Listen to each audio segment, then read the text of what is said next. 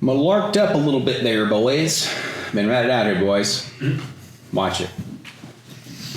But Milliard becomes alive. For the first time after that shot that was heard around the world, and an old decrepit man jumped out a window, and Sister swore their revenge. You flicked the blood off of your blade of Braxton Ironmantle, the Forge Master of Kazimar. Glancing over to their previous captain, Zalrissa, and the crew, your crew, as it were, a little bit. Kind of like, oh shit. And Smith and Faye are none too pleased. So, you have literally left a sovereign nation leaderless. Because you took out the dwarf man? And Zalrissa is also dead in this exchange. Because our old illustrious grandpa Olin shot them and killed them. But that was in the scuffle. So now you're kind of like, the adrenaline, it's still kicked up, but you now are like, you immediately kind of go, this must have been a strong emotional level. As you Sherlock it and you look around. You look around and see Smith and Faye are like, fuck. Your, victim is before you on the floor, like many before. You see a dead, golden plated, and I say that a little bit facetiously, but they are head to tip plated in gold, but they are an emerald green dragonborn. So an emerald dragonborn. They lay dead before you. Olin, or who looks kind of like a Balin from Ashoka, is there. It's like, that's some fine sword work. I bet you're having a shot. But I think we'll make it out of here. Deep breath. Two almost like fall. What's that? Take a deep breath. He'll point his sword tip to Zalrissa. Zalrissa. Who's that? Maybe looking at the dead person. Oh, yeah, cool. So dead. You'll hear in your mind, that is the captain of was the captain of Kazimar. I'll look to Smith and Faye. So Smith's gone back inside. Faye followed him pretty quickly.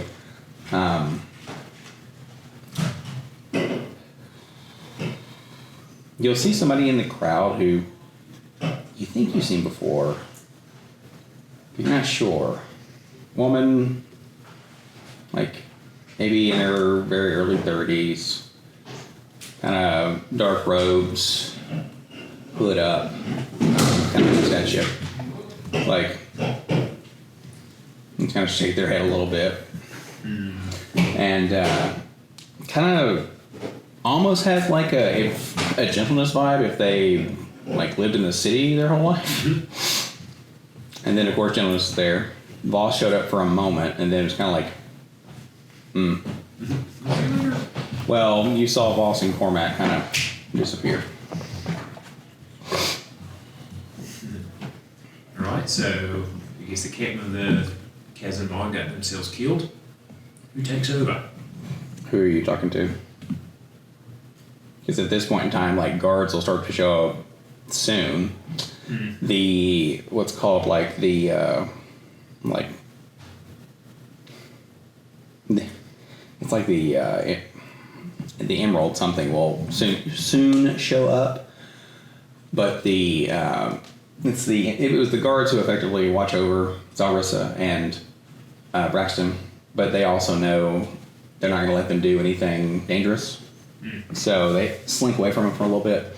But also, the guards of Alexandria are like, okay, well, we're not going to obviously let the pillars get hurt, so, you know what I'm saying? Nessadile and, what's her name's there? Aquila Borealis. So Nessadile's like, because remember they told you, what the fuck you doing? That, you know, those people are, blah, blah, blah, blah, and they're like, fuck. Milliard will crouch down to Salrissa. Is there any sort of identifying marking or piece of jewelry that would denote them as captain? Like a necklace or a ring? I mean, you can do an investigation. Too long. It looks at you like you need some help with something. As if they have instantly turned or changed their tune. How are you going to behave yourself now? and they like electricity comes out, like, fuck. Makes you feel a bit different. And I'll say that.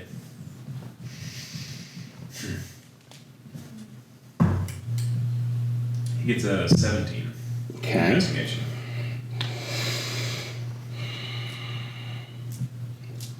Shit, it's working.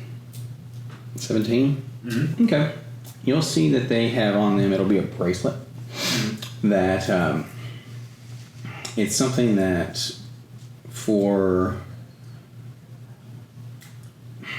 Kazador, it's almost like the thing that they had in the Scorpion King, where it locks on, and it's like that denotes something. So, but it's just a thick gold, like yeah, you know. Millard will first try to pry it off, see if it comes off them. It'll open up. So it's only two. So I'm trying to play it. He'll use Mage Hand to put it into a bag because he doesn't want to pick it up and it clasps to him. Okay. He'll look around for Smith and Faye, see where they went to. So they just went into like their inside of the store because you don't know where they live. But they couldn't have gone far. I mean, they have their shop. Because I'm thinking this is almost like a tattooing type place where it's almost like a dome where like part of it's cut out. That's where the forge is.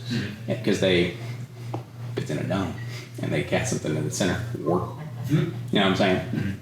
Nothing sticks out anywhere. So He'll and so just like nice. He'll march into their store. Okay. You'll see things like, yes, what can I do for you, Pillar of Justice? Oh shit, that's the wrong thing.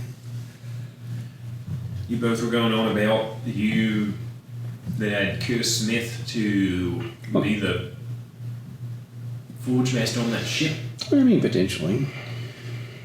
Like, I'm gonna get you out of it. How is that? I don't know. We'll figure it out. We'll figure it out. Okay, well, they leave in a few days. Okay, well, we'll figure it out then. But I promise you, neither of you will be on that ship. Oh, well, I won't, as Faye says, and I just became the Chancellor of Trade's second. Well, thank you. Which means I have even less power to assist you. Okay, look. Smith has the hammer in his hand, the red one that you carried around with you, and is like, can't open it. Can't open your hand? Well, that's a tragedy. You figured out how to control it before it controls you, mate. He'll like pat his metal arm. And then because I'm going to figure out how to make sure the ship doesn't control you either. And he'll go into Kazimar. Well, you don't just go into it. You have to figure out a way in. He'll mage hand the bracelet out of his bag. Okay. And he is just like, I think if you go anywhere and you act confident enough, odds are people aren't going to question you. That's so correct. The idea is, Or that if you Milliard is, if people try to stop him, he has his long ship captain coat on, it's just on his shoulders. His head's held high, chin up, kind of strutting through. He's got his blue monkey on his shoulder, while keeping this potentially cursed bracelet held out in front of him. So mage hand. Let me tell you how this works. Mm-hmm. The reason why I'm saying you can't get on there physically, there is no way on. You have to normally be summoned on. Got it. So you can confidently walk up to a ship and be like, Yeah. Get me on board.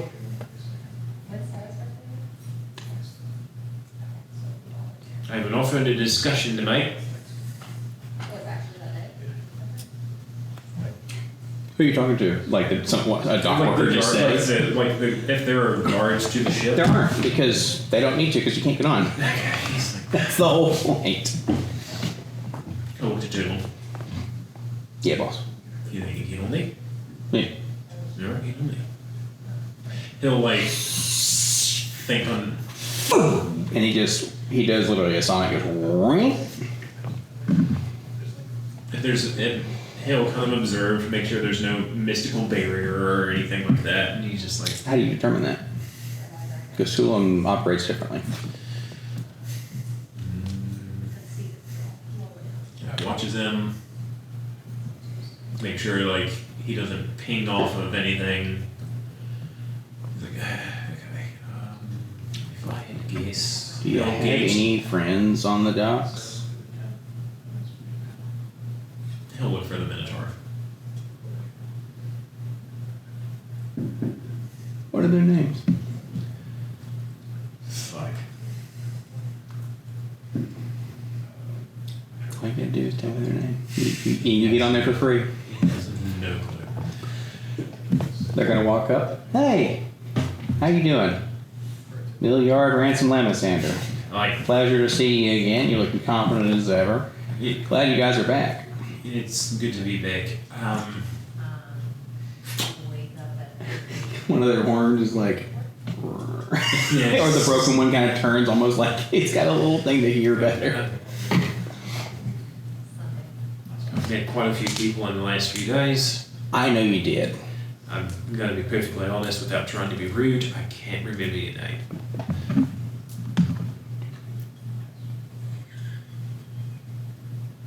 I know you have a Hit cat. the phone. Yeah. Remember the cat's name? I don't remember the cat's name. I just remember you have a cat.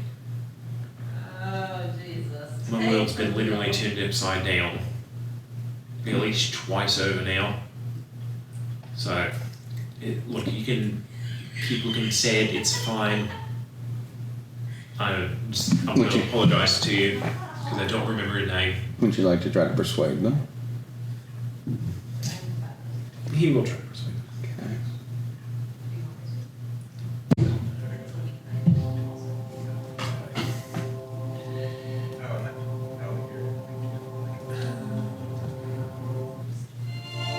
Oh, there it was. I was like, that sounds like it's perfectly coming from. What the hell's my bonus? Like my doodad. What's that? There are skills in there. Well, yeah, there's that. Well, what are you trying to do? I guess I don't have proficiency in it, so it doesn't matter. Now, did you make them from scratch, or did you level up more? A little bit more. He's 5 and 8. That's fine. The reason why I'm asking is if you level up, if you did one or the other, you should think about it and optimize for whatever. Do you understand? And having. Because you may have made some differences there. So, since he has access to counterspell, evasion kind of is moot in a way. I mean, kinda, but you don't know. Understand. That person's basically gone. these two, I'm sorry, these two have it. Oh. I don't think we're for everything because that's insane. But I would not put anything of like it's not gonna matter. You just never know what you're gonna have to Sure. Now, you're gonna have an easier time because you just nobody here wants to hurt you. But which will get you a long way. I mean, I'm sorry, he'll go instantly. Good. Yeah. He'll. I mean, hell, he even has a mummy lord on his belt. That's Stu. That's me. I'm just sitting there. Summons a mummy lord? No. Oh. He has one strapped to him. It's a Gerbine. He's like this doll. What the fuck? He'll. I'm really excited. But, anyway. Because evasion, you run out of spells, you don't run out of evasion. That's true. That And then I guess he will be 7-6 though. But then he loses his like he would have to be 14. 4. 7-7, because that way he 4. What's the 7 in Wizard you need? has minor elementals. So You can do that, what, once or twice? It's a 4th level spell, so he needs to be level 7. No, I'm aware of that. I'm saying, how many times will you need to do that? I don't know. Like he'll start the fight that way. He's just like you're in here with me. If you remember this next name, you can be 14. And it has, and I have no clue. I honestly have no clue. It's been months since we've interacted But with this person. did you take, no, you talked to him. I know, and I 2 sessions ago. I haven't taken notes like I should have been. So he has no fucking clue. What, who is another character that you just know their name of? Not a nickname. That you made up. He doesn't know us. And Nesserel and I said those names this session, yeah, that's fair. You can. Dorian Nix. That's their player, yeah, the players. Warren Ashford, but he's dead. No, he's not. Ezekiel. No, Cornash's not dead. Okay. Ezekiel's dead. No, Ezekiel never existed. Yeah, so like. Okay, that's fair. But we said this guy's name. You've been mean to him before too, and he was kind of mean back. But Madeline Dylan tried to help him with his kind of OCD. I'm like, you should get a cat. He has no fucking clue. Actually, his name is Eugene. Kind. There it is. I knew you'd remember the kind part of the second. I was like, his friend or Hannes Mandel. I don't know. You know, I would have given it to you if you'd have said Lewis Friend. Fool's gold. Fool's gold.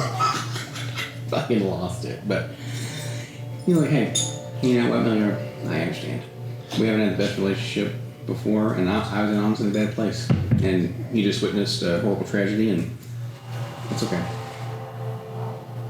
Alright. How do I get on that shit?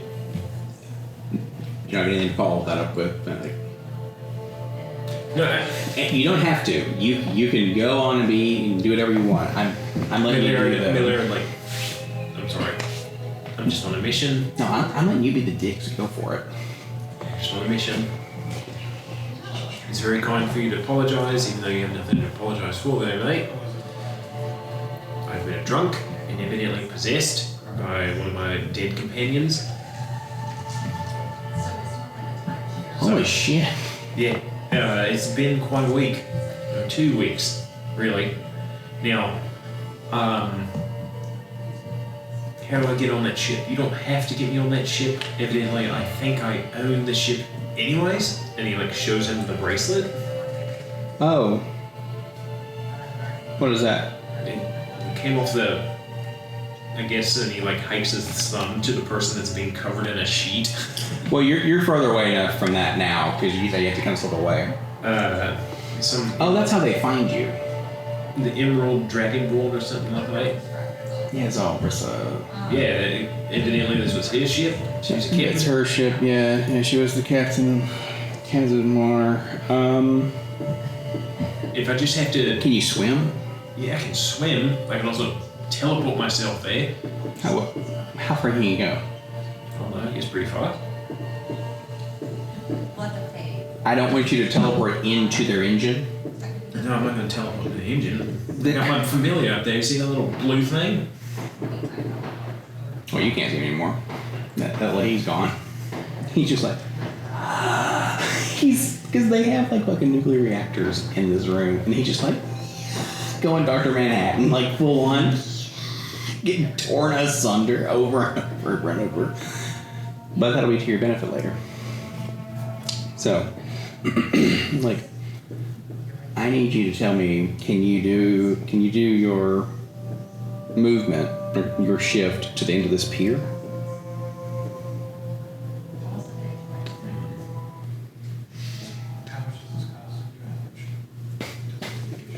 Ooh, yeah,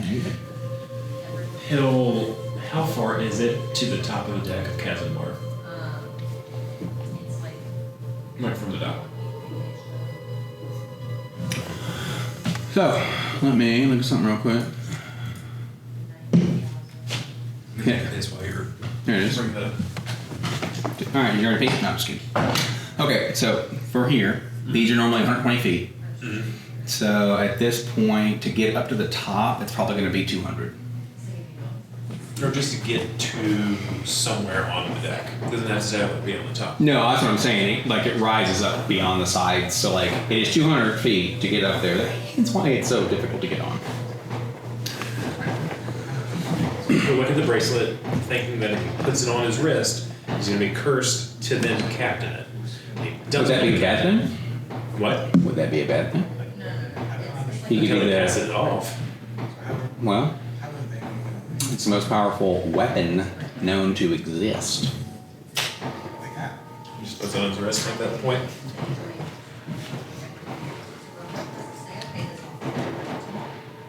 Yeah.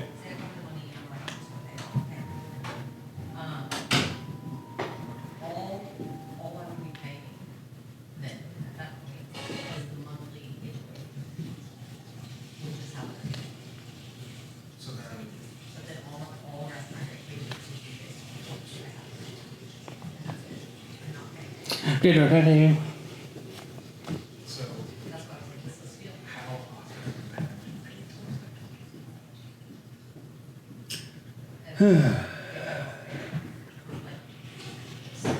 Speaks to my needs. That's what I asked. So is it, Is it not for me or not for them? are you currently paying towards 2,500 and then Under. Okay. You put it on. so Mhm. you're paying two things? And you did. Yeah. So, He's just like, I mean, if all this pomp and circumstance is going to take forever. it's gonna take forever. What's that? He's like, if all this pomp and circumstance is going to take forever, you might as well just put the bracelet on. Well, is that what the new Milliard's gonna do? He doesn't want to That's what I'm asking. be inconvenienced by having to find a way onto a place that he needs to get onto to help his buddy. Or instead, you're just going to shoulder the burden instead. Now, understand that. I'm not trying to be combative with you. I really want to like tweak this so you can then when you No, I think he has an idea. when you show up, you know. But yeah, no, you like the fucking second that you are like, it's the fucking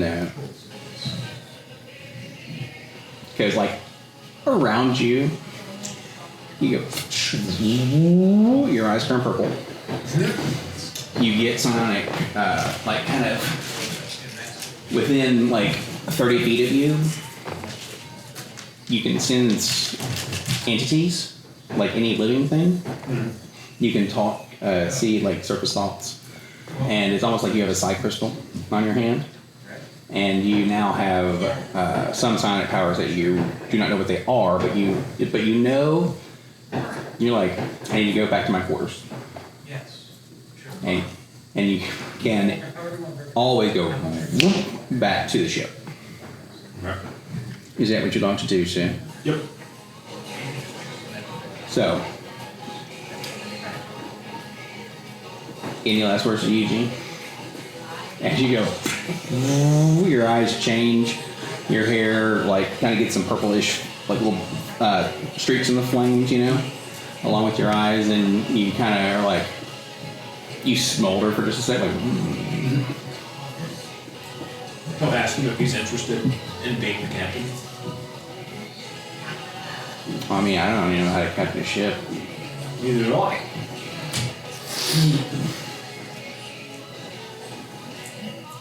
Luke, that was weird.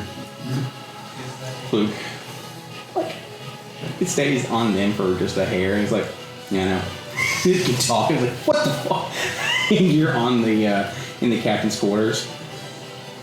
Tulum is now like Beast.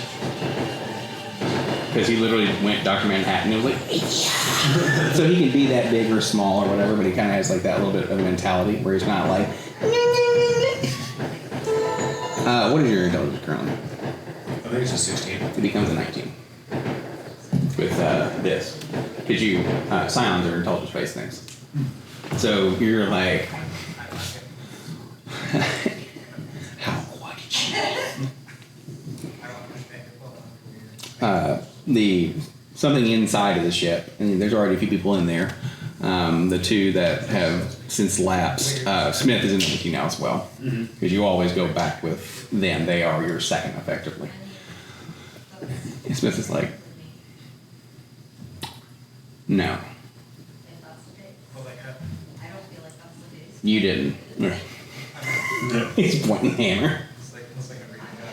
Like I said, either you control the hammer or it controls you. Okay, so now you control the ship, so great. Yeah. Well, make an insight check. He'll just be like, figure it out.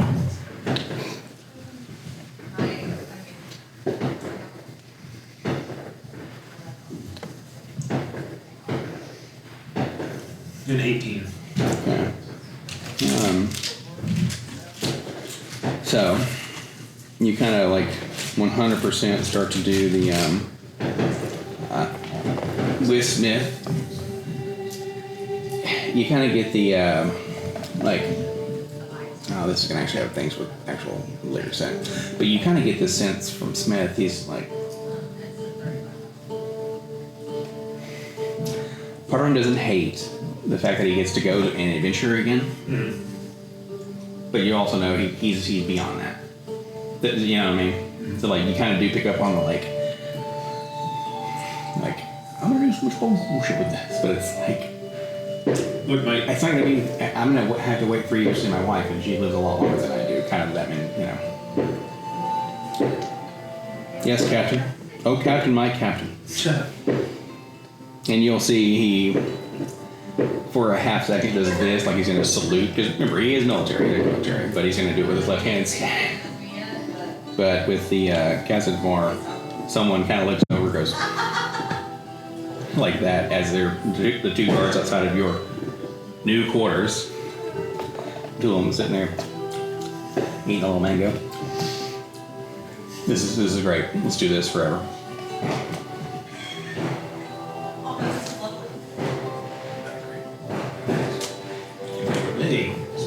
I think it'd be an interesting concept to have rotating leadership.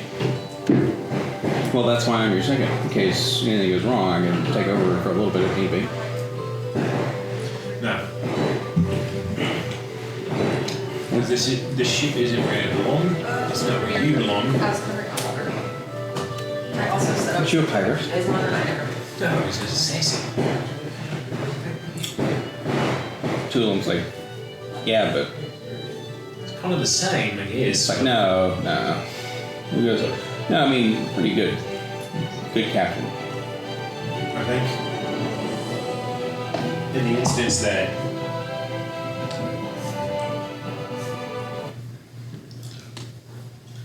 I think I'm here for a purpose, and I think that purpose is to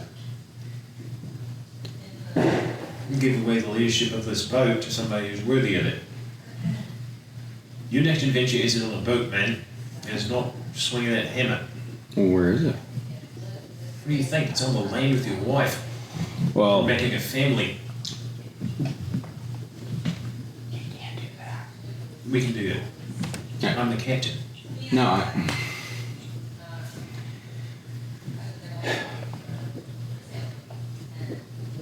What if it is? Faye cannot have children.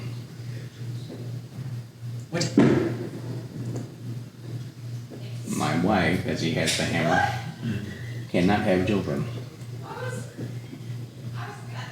Botched wish spell for somebody who thought they knew what they could do and what they wanted. Well, would something that you want for her to be having kids?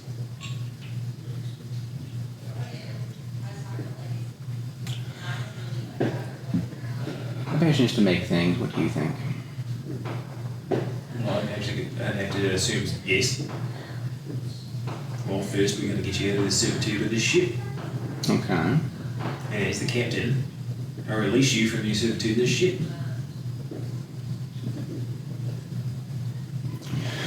Are you doing this by effective reason and good cause? Because if you don't, you technically cannot. Well, just figured if you're here, you're a prisoner. And It's- I'm not really one for taking prisoners. So, Well, I'm happy it's not the alternative, but that's not exactly how politics work. who cares? I'm the captain. Oh, you care more than anybody, because it's not about being a good captain, especially of this ship. It's about knowing how politics work. Didn't your mother and father teach you that? I'm sure Rue gave very, very good lessons. You probably went in one ear and out the other. No. That's very helpful for us right now.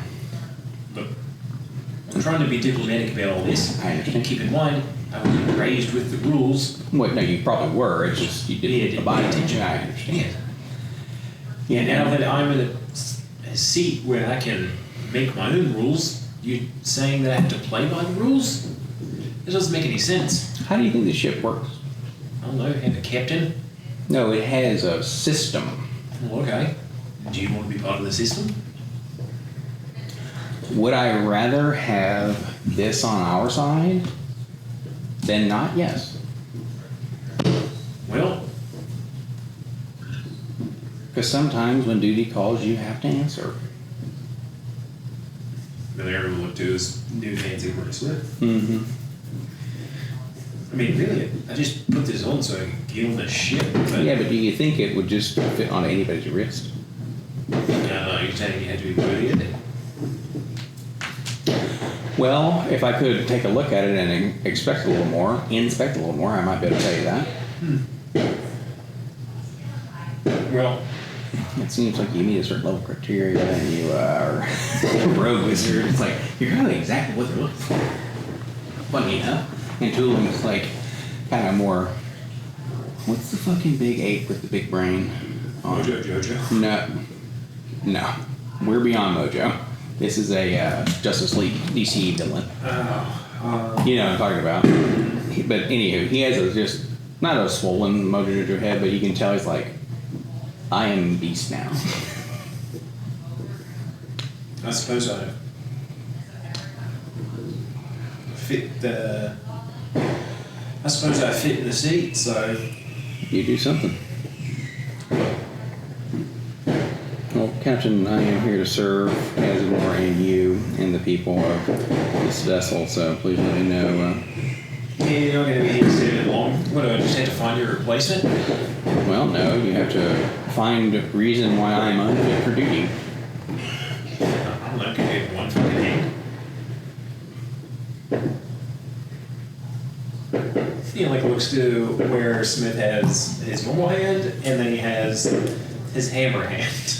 Okay, he's going to slam down on like a goblet that's on the table, and the goblet becomes a masterwork dagger.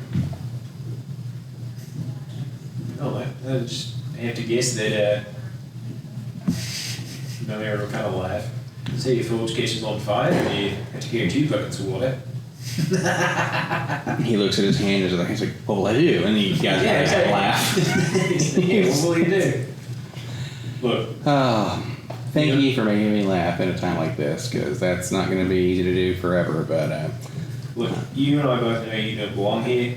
neither do you, but sometimes you're just dealt the cards that you have, and your new fresh card is sticking so deep in your pocket. It's like, Well, I think we should probably find somebody else who's worthy of the hammer besides you. And it's not really my fault that that little forge master was a little cut. Well, he really wasn't from everything that I heard. Yeah. It sounded kind of like you were, being aggressive, and he wanted to just teach you a lesson, not kill you. But it also seems like you kind of, something changed in you, like you stand up a little straighter, got a coat now. It was probably the coat. It's probably a coat. Yeah. I think if anything changed, it feels like a weight was pulled off of me. Well, and it it's feels his like a fault. new one was.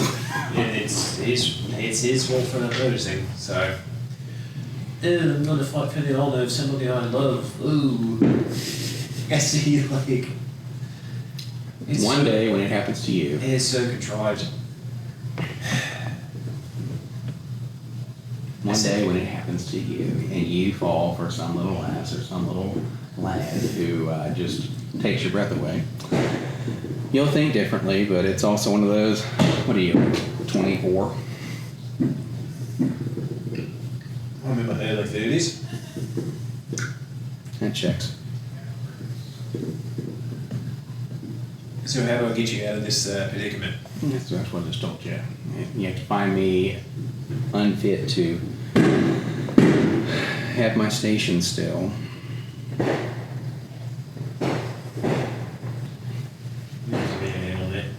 Or find somebody better, right? Technically, yes.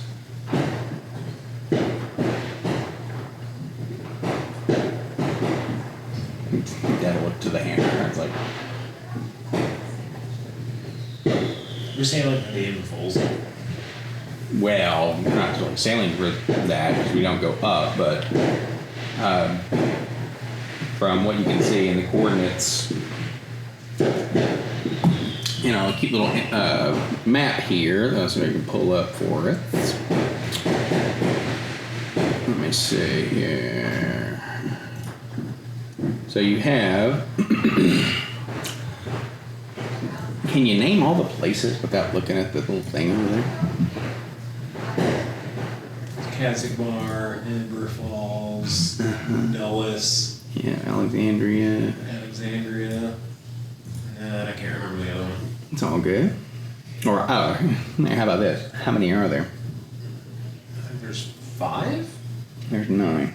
No. Where's Aquila from? The frozen place. Mm-hmm. I'd even be fine if you call it Northrend, because that's basically what it's stolen from, kind of. Except it's just far south as it is north. But you have Kaesong. Before he says we're going to strike out, he will send a message to his dad Okay, how are you sending a message? through this message spell. Okay, the message spell. Are you talking about, are you talking about sending? Yeah. That's 25 words. Go for it.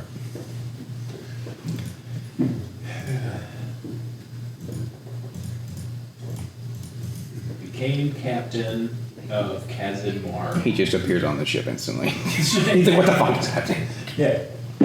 I mean, he's not going to appear instantly, but that is kind of the gist that you'll get. He became captain of Kazimar, looking for somebody to take a friend's place. Oh, that's going to be fucking brilliant.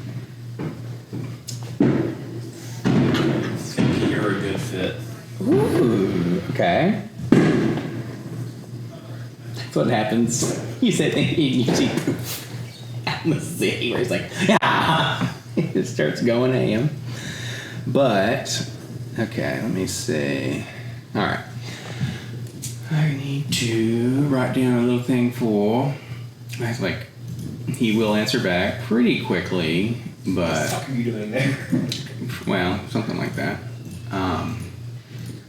Times of the week, Sharon, I'll have my cute little map somewhere, and I will get it in a little bit and show you, and I will give you just a basic, not basic. The point being is I want you to tell you within the next 40 something days, this ship's route Because at the end of that time, it's going to end, and the reason why it's 40-something days is the end of that is going to be underneath a terrace during the wedding. As like kind of security for things around it. So nothing's going to get like below it and do something. So, but let me see here.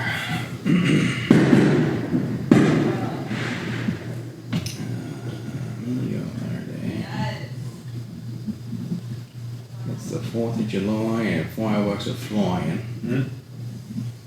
Okay.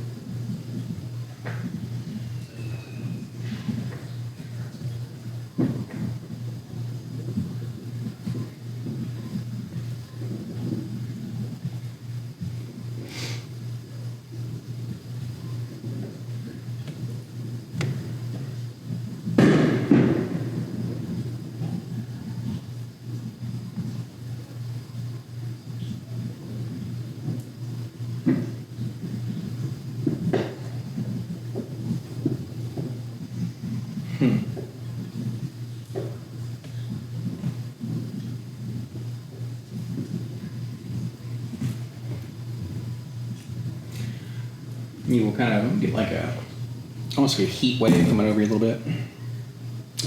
And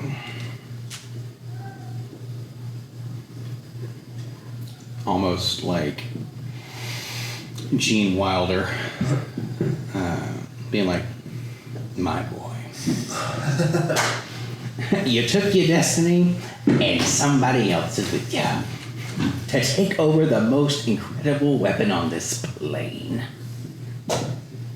I've never been proud of. Do you think your responsibility would be in my hands? You don't go back and forth unless you're trying to do another sending. And you're just using second level spells to do all this. Okay.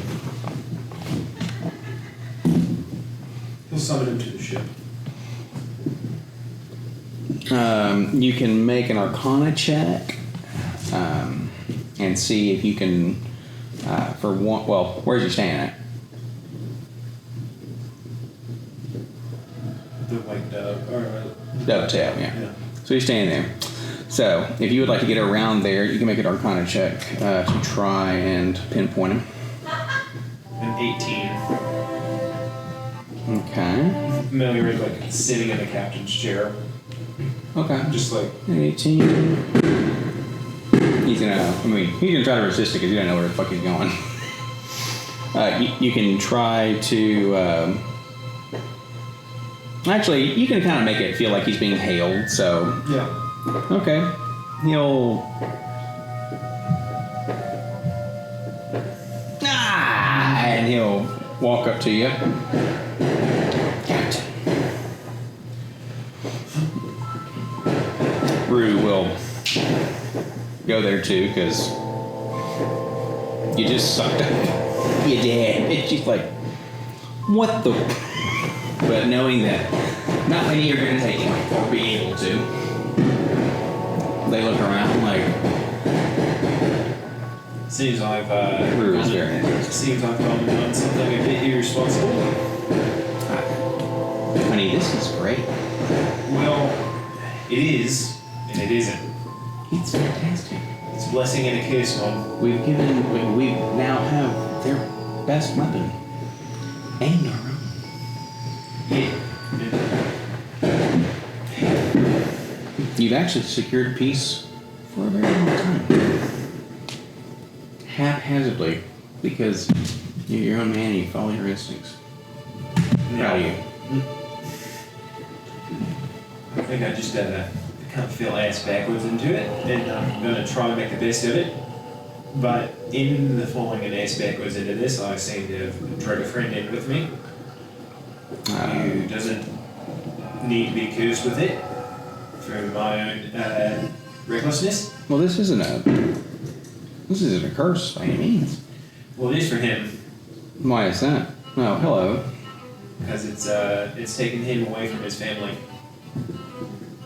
You know, great men are taken from their families all the time. Well, And it's by choice, it's not by choice, and not everyone could say they're doing this. for sure. It is an honor to be here. It is, but it's not something I particularly had in mind for him. So I'm gonna need a favor. If you want me to keep captaining this ship, which I will do, Okay. if it means that much to you both and everyone else, I'm trying to do my, do the speakers, but continue, please. you're gonna have to find a replacement for Smith to be on this ship. Now you've got the princess. I'll do it. You think you can listen to your son and give him orders? Ah. He just has a enormous Captain Barbosa hat. I don't want A little phoenix comes out like a little parrot. I don't want to fall asleep and have you mutinying me and smashing my head in with that hammer, but You'd only be so lucky, Captain. then I'll look to Rue, see what she thinks of it. You never done anything with him that you both wanted to do. I could even be here too if you needed me around. Well, And that way we could go and take Cyrus and profess the wheel and the flame and start to also be ambassadors for us. I'll look to his hand, where the bracelet is. The hand, it's not like falling off or anything, but it looks a little bit different than the other cue. So, Then, but like I said, nothing too well. then I'll lean up in his captain's chair. So when you're sitting there, you're like, I'm, because you're also getting a sense of Yeah, below you is literally like a nuclear engine type system. You can fire just like your normal weapons, or they disintegrate, right? You can. Now.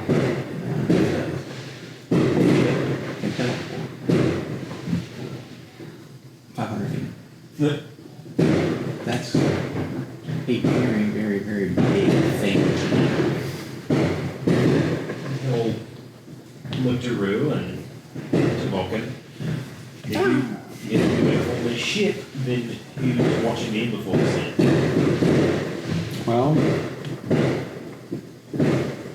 I mean, we're teachers there, and we can still make things for Ember Falls there. And if we really wanted to, we could. And they'll kind of look at you for a second, know like they're in their mind for a minute. Mm. So this conversation stops being verbal. Mm-hmm. Like, well, we can also try to clean up some of the mess that, I mean, we didn't make because we didn't open that hole, but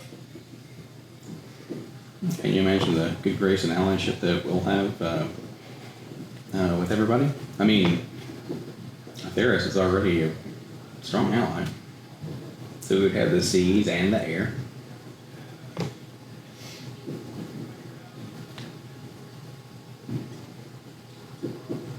He'll look at Smith. Mm-hmm. Dude, there's, what do you call it? Smith's just like, what the fuck is happening? Smith, hereby relieve you of your duties, since you seem to have a distraction back on the mainland. I don't think you can focus on your duties here. I'd like you to relinquish the hammer to my data.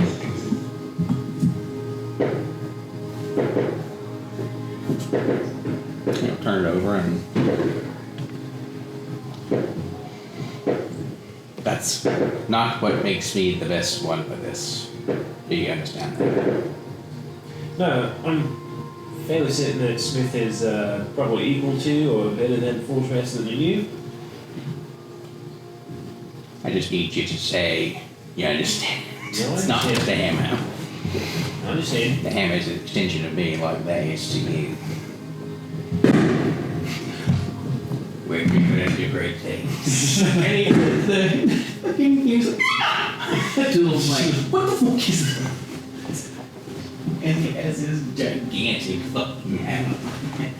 I'll lock out the sun.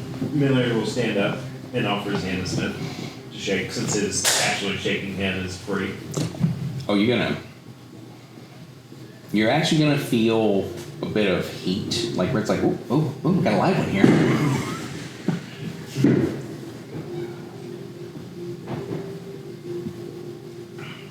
You know I would have served you well as long as you needed. No, I know.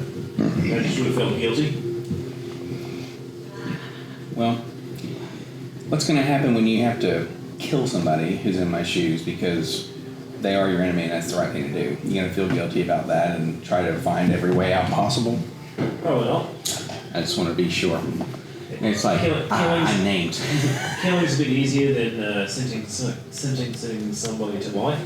Isn't it the same thing? One, you suffer less.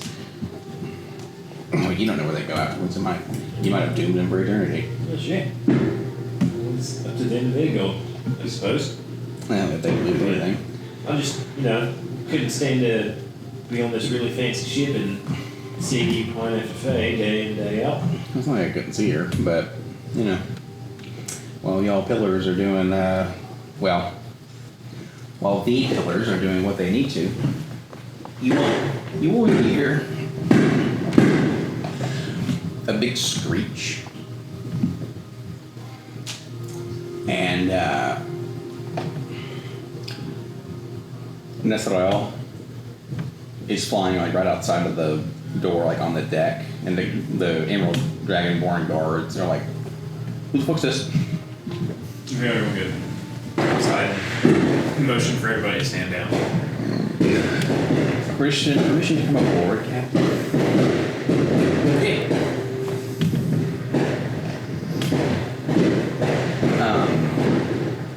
I only knew about this feature in my second, and I have to know safe or not. Well, and I also know when that stops. Can I not make a captain in your second? So, one of the reasons why they have seconds and first and councils and things is because too much power in one place is terrible, especially if it happens to the one in. Remember the one who did all of this? Too much power in one entity. Okay. Well, I guess, and he'll look at it as he stands up behind the wheel, and goes back and forth with it. So yeah, and so in this ship, so have you seen the captain's or the helm of a cruise ship? So very neat. They're at the top, but it is at the top. However, in front of you is like the glass that's at Nix's home that he had, or that Corn looked out all day long. Because in front of you, the door to the captain's quarters is you kind of go down and out something, and you come back up and there's the helm. Well, this, let's say, so here's Casimir, right? Big old ship. Mm-hmm. Right here, so you have a almost perfect vision to here in front of you, but it's a magic window, so you can see just about everything that's going on around you, and then the back and the sides has something similar, so there's very little vantage points that you cannot see when you're in this room. There's a hidden place on deck, or sorry, not on deck. There's a hidden place called the Siren's Refuge. It's a copper Dragonborn ran bar called the Siren's Refuge. It's just hidden on here to most people. Almost kind of like how where officers go to dig around and all that shit. And it's ran by a copper Dragonborn because they breathe water. Well, this is on the bottom of the ship. And so if shit goes down, they flood it. But it also has a thing where it's, damn, I'm sick of these dolphins. It has a diving window or whatever where you can see one whole side or two sides are just enchanted glass, so you can see the shit on the bottom of the vessel. It's really quite cool. Yeah, I know, but like the hand on the ship's wheel. Mm-hmm. So I suppose me being the captain is my resignation from your second, or can I not be both? You cannot do both. You can't hold two stations at one time.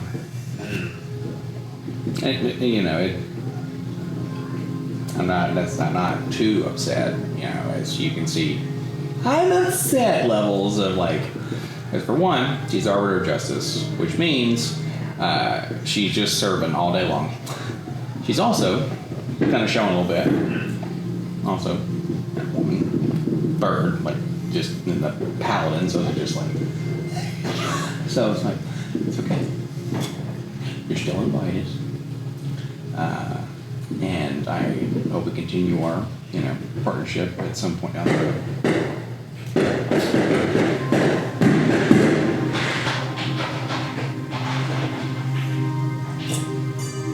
Yeah. This feels like something kind of has to see through. Yeah, it kind of sounds like it, doesn't it? Yeah. Seems the benefits outweigh the most parts of it.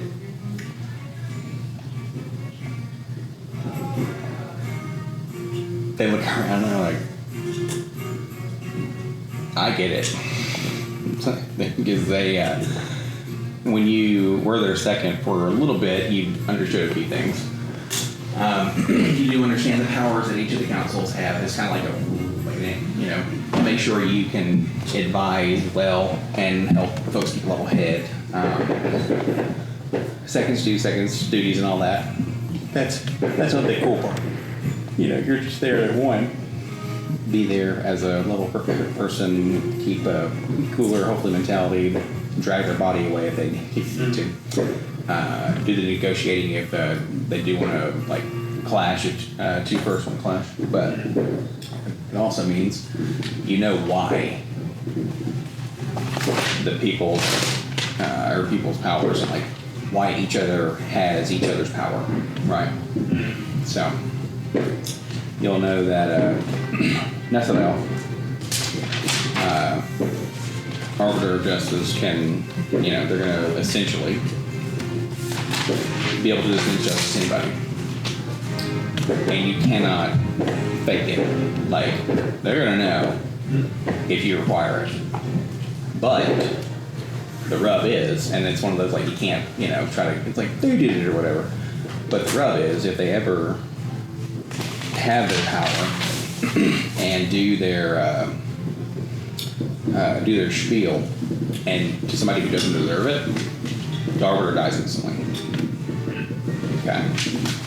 So that's the Arbiter of Justice. The power of the Chancellor of Trade is essentially being Jeff Bezos.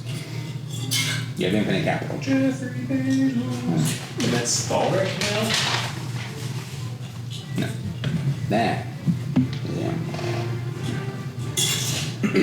What does Thalric do now? He's the Marshal of Defense. So long as he has a second and he is in place, he cannot lose one-on-one in anything.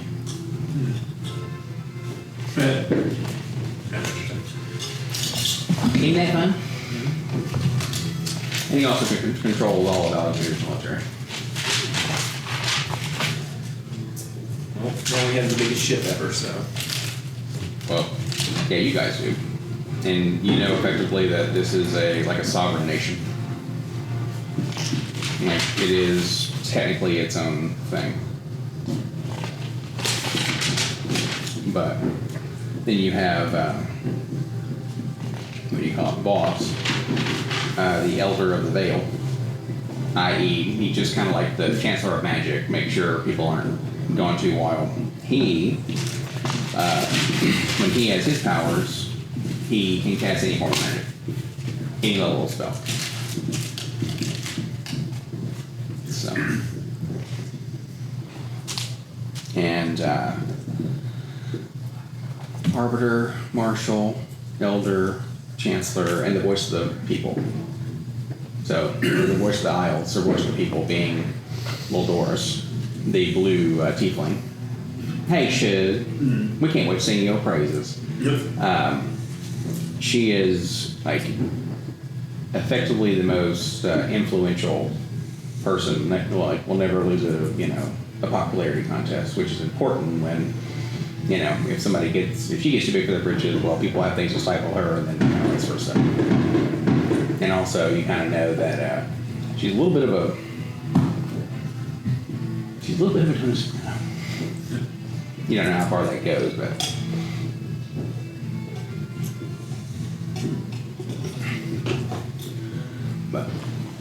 And that's what they all do. So Nestero will say, okay, well, I gotta go find a second.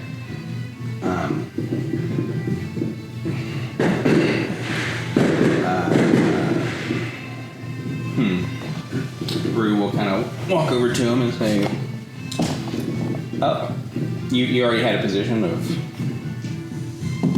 something? Like, look over to you and look over to Nespero. Oh. Look over to Nessie and you're like, Now, seeing seeing as you can see a little bit further than I can, who's that? to Rue, where do you see me doing the most good? Oh, I'm gonna become her second if she'll have me, and it'll do the same thing. All right. So, I guess I'll watch the skies. I go get my pilot's uniform on. I haven't done that in a long time. You can remember seeing her like in the standard, like old pilot's outfit, just like Captain Zeta.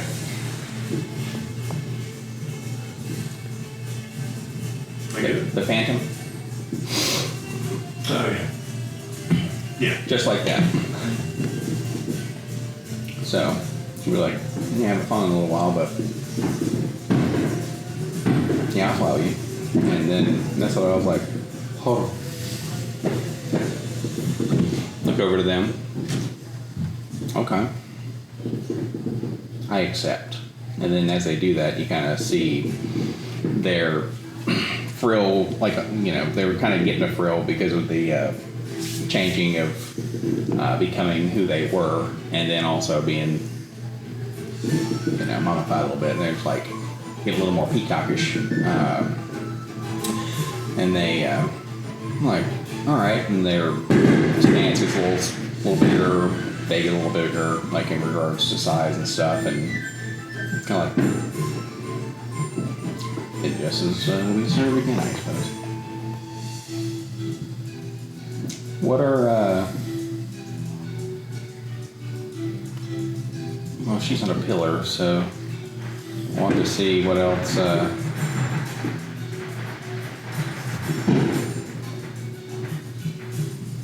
Captain, where are you guys going next? Or did you have that planned out yet? I know y'all had to get more resupply. If we honest, I have no clue. Yeah. Okay. I put on the bracelet and was summoning the ship. You mean you came here on your own volition because you chose to? I think so. Wait, that you control that, it doesn't control you. Oh, well, that's good. We preaching to Smith about control my hand up if it controls me. Well, yeah, I mean, it doesn't have a choice. It's not the same thing. I never pretty destructive, but of course I say that, and that helps you control this. Millard will stand up out of his captain's chair, like even as like if they're like talking to him about like, oh man, we can do this and that. And he just like, and he'll go outside to kind of explore his new environment. The wind feels so good. It feels so free and nice up here. It's like that's that good, free, rich air. He's like grinning, like, I wonder what Thalric would think of this. Stupid bastard. Thoric, it's difficult for you to, or I would say, it's probably pretty difficult for you to make him envious. No. If he got that, he would just. Yeah, he'll step outside onto the deck. Yeah, Just and like look around to the crew. you see folks are, I mean, it's literally like, it's cruise ship level shit. Like, it's higher tech than, like, it's on par with what you guys do at Ember Falls, because that's what this ship was, you know, the kind of first wonder of the world. Well, third. But the only man-made one. And this is like constantly being improved, constantly being worked on, and y'all, like, this is effectively the joke being, and I did not even think about this, I based Cazadmore off of, and the sailing, off of like Bowser's ship a little bit. Like from Mario's, and like Mario 3 and 2 and stuff like that. And I'm like, oh yeah, and I put a dragon, fucking emerald dragon who loves gold, as captain. And it's Bowser. And I'm like, you know, in a fucking high-tech ship, which is essentially like the latest Mario game.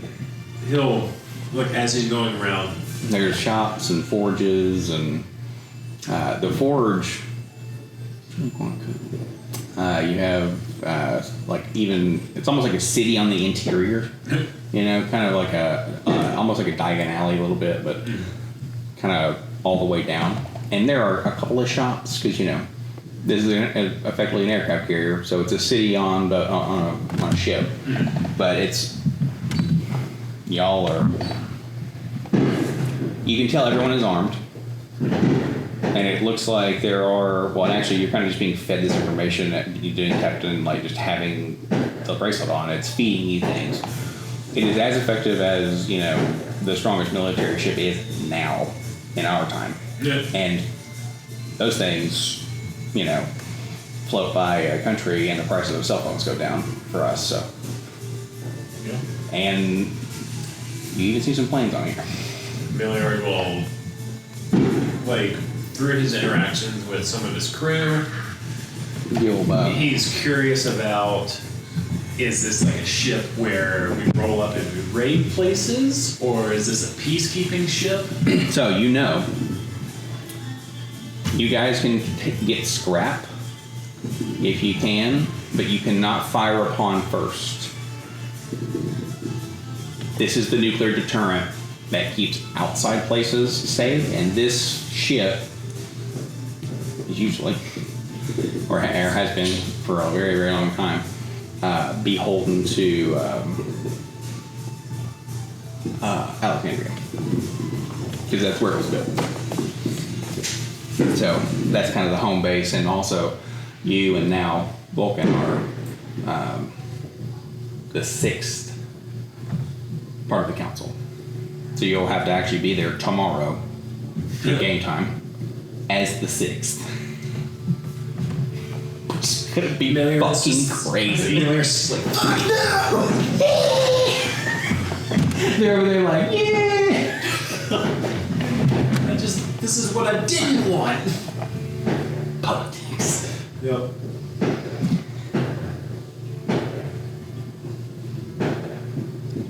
He'll, like, after his like tour of the ship, You got living quarters, you got a weapons bay, the command citadel, which is where you guys are. The Siren's Refuge is the thing at the bottom of the ship. It is like a nuclear type vessel, so y'all can travel forever. And then there's also the what you call it? You'll see in the arcane engine room, kind of like outside of it, you'll see a Syndril Elendor, big old glasses, an elf as old as one could be, blonde hair. Think about the elf, well, I say elf, the teacher who And she's got. It's effectively that person who is an elf, and they are just. Okay. Wow. That's different. What do you mean? Were you somebody else on here? Like, you know why? Yeah, I think so.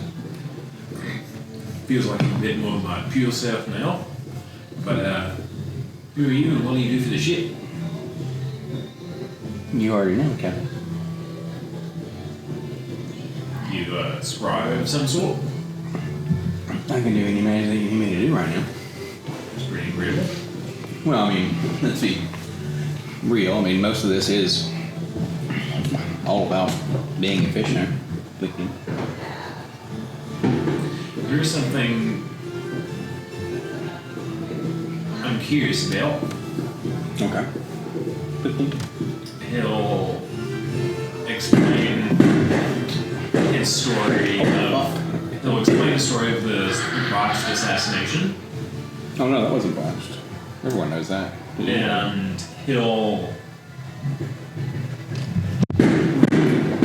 When we all got to the rendezvous point, all my companions all of a sudden hit a voice in their head. And I had the same voice in mine. I just didn't pay much mind. I want to know where that voice came from. Okay. How long ago was this? Maybe about 5 years. How am I supposed to do that? I don't know. You said you cast any sort of magic that Are you sure? I mean, don't strain yourself or anything, but Oh, it won't strain me. I just think it'd be rather helpful. I'm gonna go touch the underside of your chin just so you go. And they're gonna cast Legend Lore on you. Okay. You know what that does? Uh-uh. Well, you die. Sir.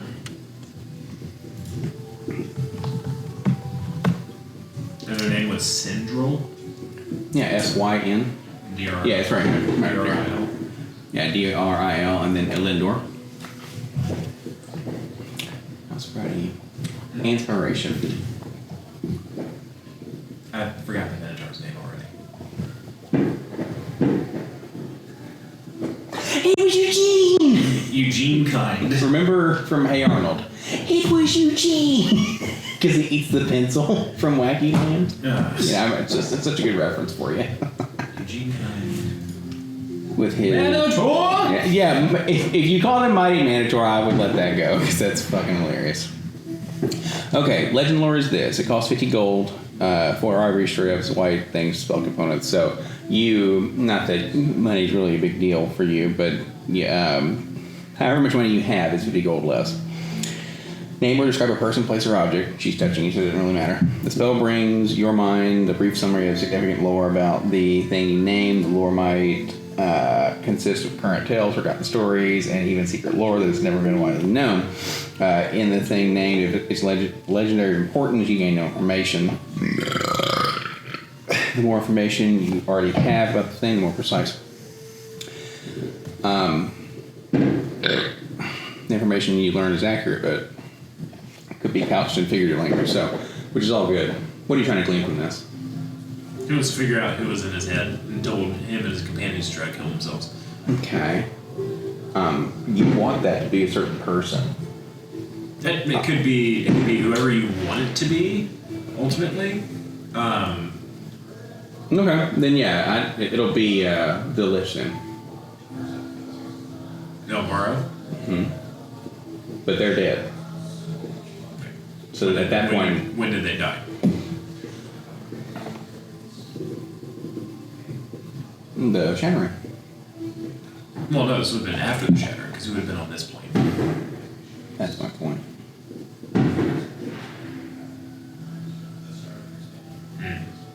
So, you just learned the very first thing about Act 3.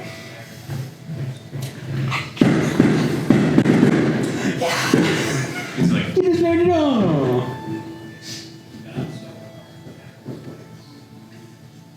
Well, that was interesting. yeah.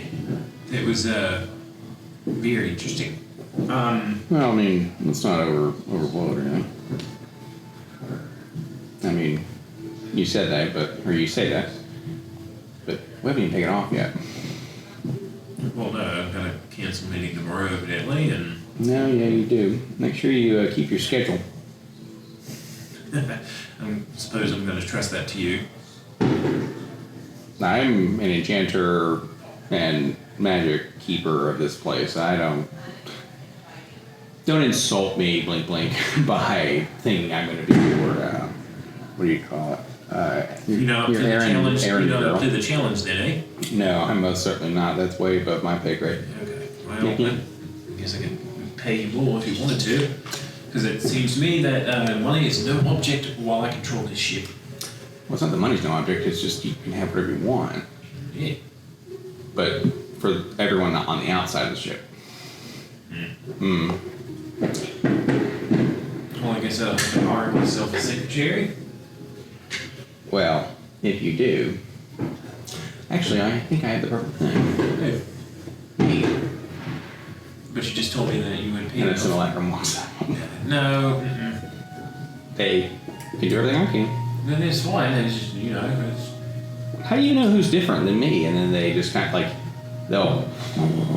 If I was to be perfectly honest, if I had to hire a secretary,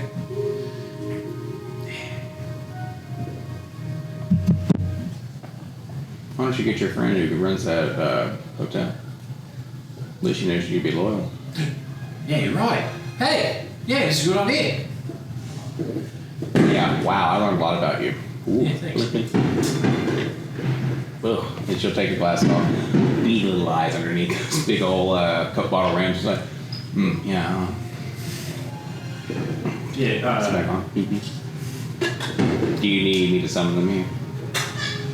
I think I can do it. That's true. She just appears in your hand. Like you're old and they're like, it's like, what the fuck? And it was Judith. Correct. Hey, and if you want to call her Judy, that's fine. But yeah, it's Judith. I see. I want to call her Judith Smythe Higgins, but it's Judith Evelyn Smythe. Judith Evelyn. What? Evelyn. Judith Evelyn Smythe. She's a halfling. Secretary. If you already summon her there, she's like, whoa. Welcome aboard. Oh. Hi. Oh my goodness. It's been a year. Did you summon me here? Yeah. That was very rude. You could have told me first. Well, sorry, I'm getting used to this. I'm getting used to having everything you've ever wanted, I guess. I guess so. Yeah. This is kind of wild, and you see, remember, she's halfling, and you're what, like 6'2" or something like that? So she's like, okay, interesting. Well, hello, Captain. Congratulations. I couldn't think of anyone more deserving. Okay. Yeah, kind of fell ass backwards into this, and I'm really hoping don't grow bored of it. Well, that would be tragedy, wouldn't it? It would be. Is that one of the reasons you brought me along? So you go pause for a second, like, don't get bored. Well, I just figured I need somebody a bit organised to keep me on task. That's why. You want to, see endless adventure on a floating hand of God? What kind of one is this? I don't know.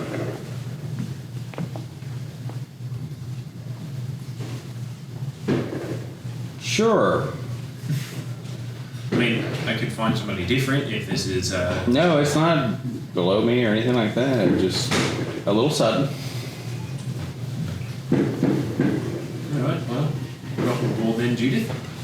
What is my station? I know it's not secretary.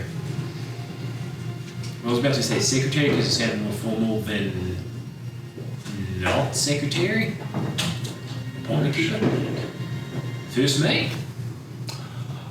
Oh, hey. Let me go change. Well, there you go. And she's in a little. You still have that sword that Smith gave to me that I gave to you for safekeeping? I'm afraid I've lost it. She turns and it's over there.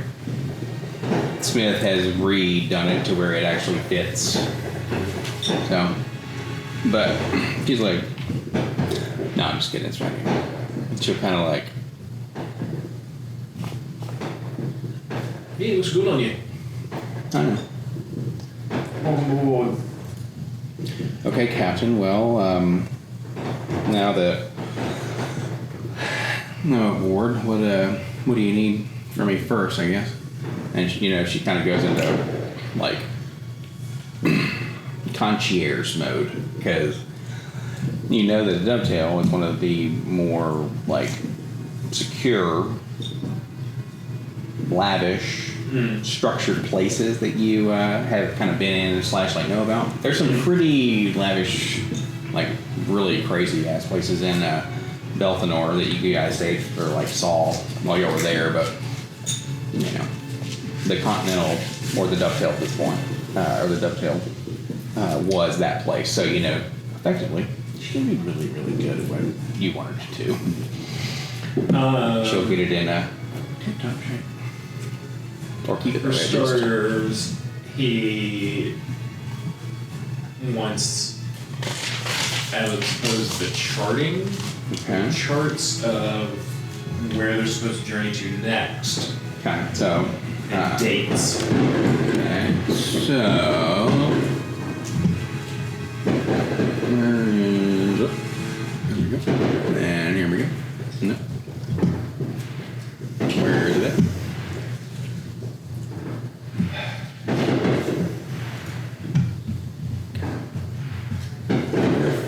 Okay. Let me do this one.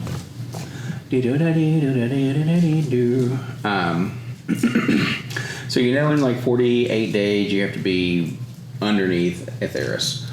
This ship can go not like it's not gonna be as fast as with the Wall Bridge, right? Because it's much smaller. But excuse me, you have the ability to like go wherever you want. 99% of the time you're not gonna be harassed, so like you just get to go. Won't have to stop or anything unless you find some maroon vessel or literally what seems to be a ship that may be scuttled or yada. They're going to where's my that's Safari. Where's fucking system settings? This thing. I'm trying to find my screens here. There it is. Okay. Jesus Christ. It just doesn't make any sense. What is this? This is my MacBook? Okay. What is this? That's my MacBook. Why would it be up there? Yeah, the way the screen orientation is stupid. It's all good. Ding dang dong. Okay. So you're gonna be going to the it's a bonded. It's pretty good. Isaac and I both have had some. It's not too bad. It's similar to Gentleman or Single Barrel than you'd think. But alright. Documents and injury place. So let me show you. Macaroonies. And I wonder if I have my little thing in there. Like in roll 20. Let me open that real fast. Because I just want to show you all the places. But you just left Morellian. Morellian is remember the guys from We Come to Say Hi. From Futurama. The blah people. Oh, the neutrals? That's what everybody feels about these folks. Because they turtle up, they don't really go out and about or do much. Mm-hmm. But, Marillions are effectively the Atreides. Very, very, very good fighters. Very loyal, very pragmatic and old school. But they don't do a whole lot. Now, granted, they also just don't do much outside of their station, and they are very good military, and they do currently have peace with Alexandria and Aetheris. So that's kind of why there's a peace brokered now, and you don't have a land war in Asia. Well, these are the folks who have the best ground fighters. You just came from there, picked up a few people, key people. You don't know in the manifest who they are, but You picked up some soldiers from there. You're headed to Belfenor. That was the place, right? So With the would-be assassinated king. correct. Gonna head there. The sisters are back. You've heard a rumor based off of a report that you could like look at very quickly and see that that Rosalina is not dead. You shot her face off, but she's alive, and she's home. And but she's not been back long, like a day. And I have a photo of what she looks like, and she's fucking awesome looking. But so she's back, and it's like, fuck, because it's like she popped out or like shot her. She fell into some water or whatever. Like they kind of dumped her, and then, it just so happens there she is. Look at that beauty right there. There it is right here. You shot her face off.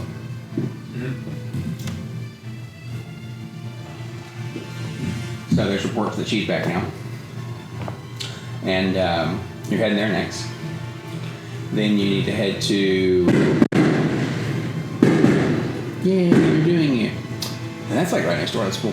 You're heading to there, then you're heading to the furnace for like, you're doing these rounds for supplies, you're doing them for check-ins, and then you're going to end those 40x days underneath the Theris. So your world at large, you have a calendar here that actually has places. So y'all are going to be at, let me see. Well, we should have a map. Or not a map, an Excel sheet. I mean, that and a map, an Excel sheet and all that shit. Where it'll kind of show you the whole deal. Yeah. Okay. So, this Solon, or what would be May, the last day of it, Yamai, the middle moon, is full. That's when the wedding is. So, you guys are right here. The 14th day of Melis, so Sol, or what would be Sunday. So you got, what is this, 107 to 151. So like 41 days. So effectively, it'll be 41 days divided by, what do you call it? Or, yeah, 41 days divided by 3. So we'll get some math done here. What is that, 107 minus 151? 44 days. And that's 44 by 3. So, 2 weeks, 2 weeks, 2 weeks where you're going.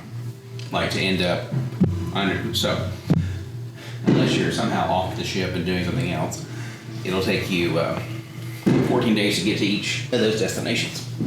Almost exactly. So,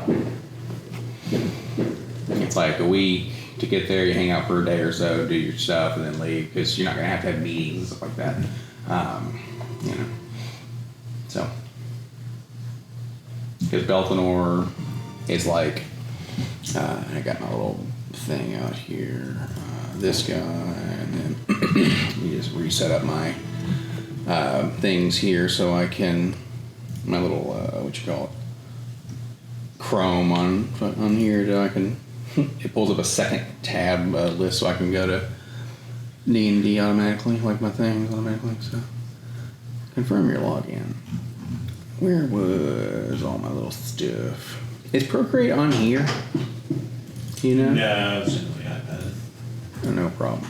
I thought I had a real picture of it, but with this, let's see, Pro. 'Cause I want to show you the, there you go. This is how this is set up, okay? This is Alexandria, it's in the middle. Mm-hmm. This is all water and blah, blah, blah. Caselong front below, okay? But the thing of Caselong is you have to go all the way around to actually get to the port. the one people can actually use. Mm. Okay? Over kind of down this way, just shift these over just very slightly and this over very slightly. Nullis is like if Kaesong is south, Nullis would be southwest a little bit. Mm-hmm. Southeast is going to be Verdalis, where all the druids and the world tree is. Ember Falls and Theris are, if Alexandria is the V, they're on either side of the tip. Mm. Okay. The furnace is up closer to here. Kazimar floating around. Then these two, Aurelian is east. And Belthanor is northeast. Northwest. Really good upside down. Yeah, northwest. East. Never eat soggy waffles. Never. Never eat soggy waffles. What am I saying? You're saying east. Yes, You east. me east. Yes, I see. But yeah, northwest and southwest for this a little bit. And then this is directly west. And that's effectively the world at large, like that you guys are pretty much aware of. So there are the place that you and I talked about. If this, think of this as like Africa, location wise, if we kind of have this as Earth.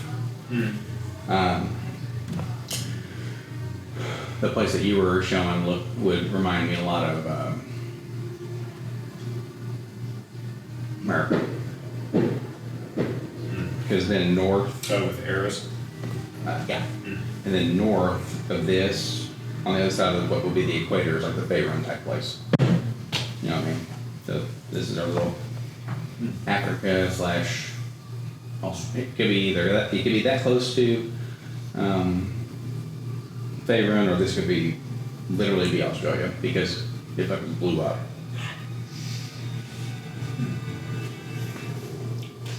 Oh, those pickle chips in there? The dill picklers. Pretty good.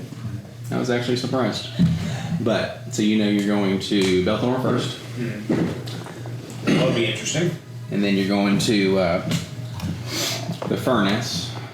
So Belthanor, you know that they have some kind of supplies that you need every now and then. You're also kind of going to check in and be like, we cool? And then if there's anything that y'all might want, that the captain or force master might need, and well, see, it's going to be real different for y'all, presumably. We want enriched uranium. You know what? Enriched uranium. So, Seal tank. well, here's the rub.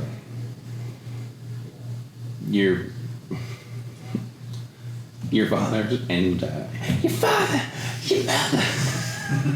Them saying this, so your father's like, you know what they got over there in the land of black and white? Supposedly they're keeping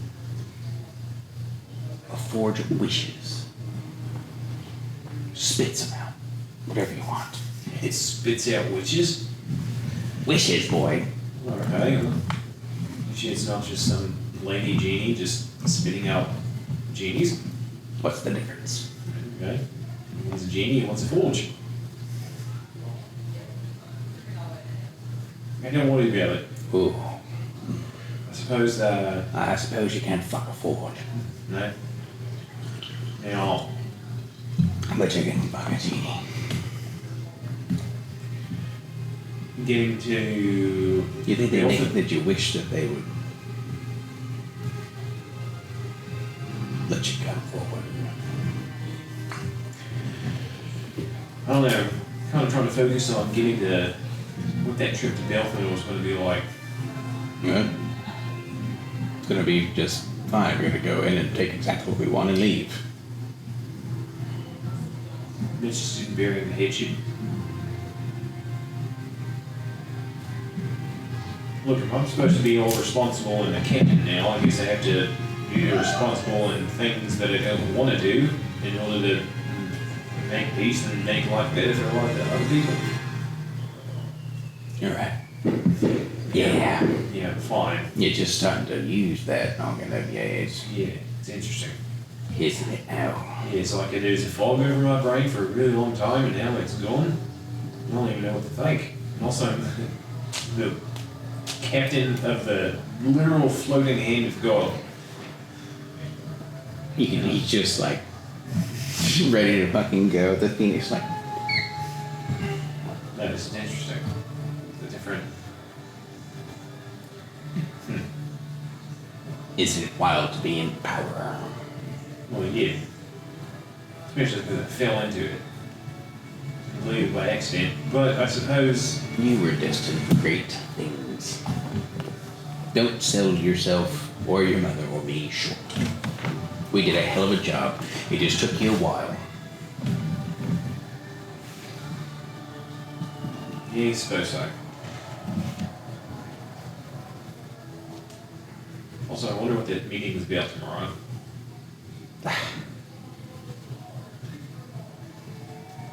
Silly frivolities. Yeah, it just seems like a bunch of people talking about a bunch of red tape. It's kind of frustrating. Especially Our me lasers being- are green. Especially me being man of action. What I'd like to think of is a man of action. You have to make sure they understand you're a man of action after thinking. Because if not, they'll take that man of action and make him a man of nothing. Yeah. Trust me, they can clip anyone's wings they want. Who, you might ask? Anyone.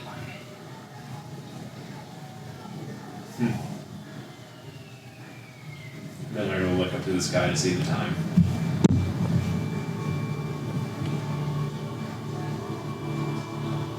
Well,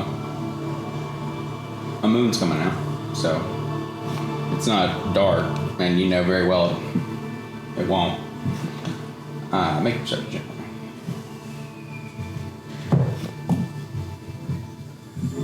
17. Okay.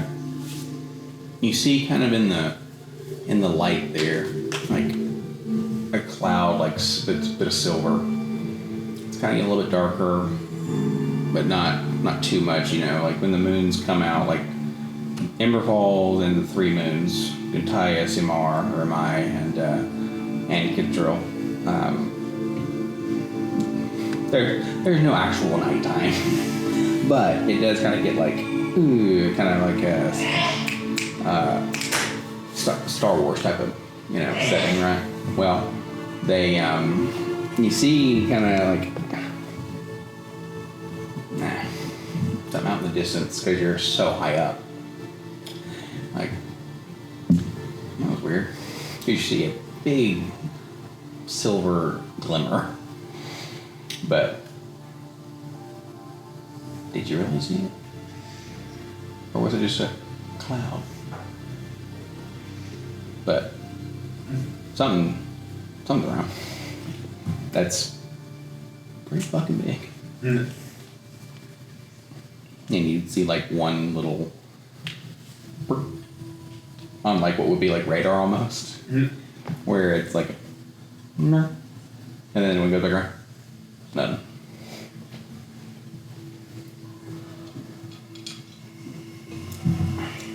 Judith and Tula were talking. Like, so you're smarter now? Like, yeah, I think so. Yeah, it's a little strange. I'm like, oh, well, you were disintegrated probably 1,000 times. Like, yeah. I'm little hands. Now just. Did you all see that thing in the sky? What's that, Cap? Points up. I'm saying, did you all see it? It's already passed now. No, sorry. Having a conversation. You silver? Like a cloud. Like a rain cloud coming in low. Yeah, they're probably hidden in the clouds.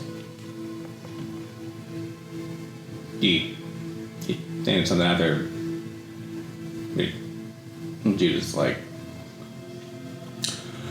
well, I'm not sure what the procedure is if you're wanting to go guns blazing, but. Well, no, I don't even know what it is. Well, that's what I'm saying. I mean, it's I suppose nothing. let's go down. Let's talk to Are you looking for your magic person, or you need to do So talk to Central real quick. Oh, okay. I don't think we'd be attacked from above, but Well, curious as to what it is. that'd be one of the better places to do it, if I'm being honest. Because Yeah. you would know, like, this is all adamantium and mithril on the bottom. So it's going to be one of those, like, they're going to have to, like, drop in or teleport y'all somewhere or ignite the engines. He'll go to Central. So Syndra will be there. Syndra will be there. Syndra will be there. Yes. Maybe I'm making it paranoid, but I think something was flying overhead. It's pretty big. Well, it had to be if you saw it from where you were. Using the clouds for cover. No, Taking that's it. Some sort of. like a. Do we get dragons down in these parts? Not dragon born, but dragons. Well, yeah. Okay. They're, I mean, around. And he'll just. Supposedly one is a mountain, literally on, and no point to Seoul. He'll describe what the radar thing was like, where he like felt it and then didn't. Okay. I don't know how you spot it, track something like that, but Well, if it flew off and you can't see it, we can't sense it anymore. It's probably gone away. But do you want me to try to scry over there, see if? if you could. Here, take my hand. No, I'm just stop. That's not how it works. See, there's like, they're pretty kooky. Like,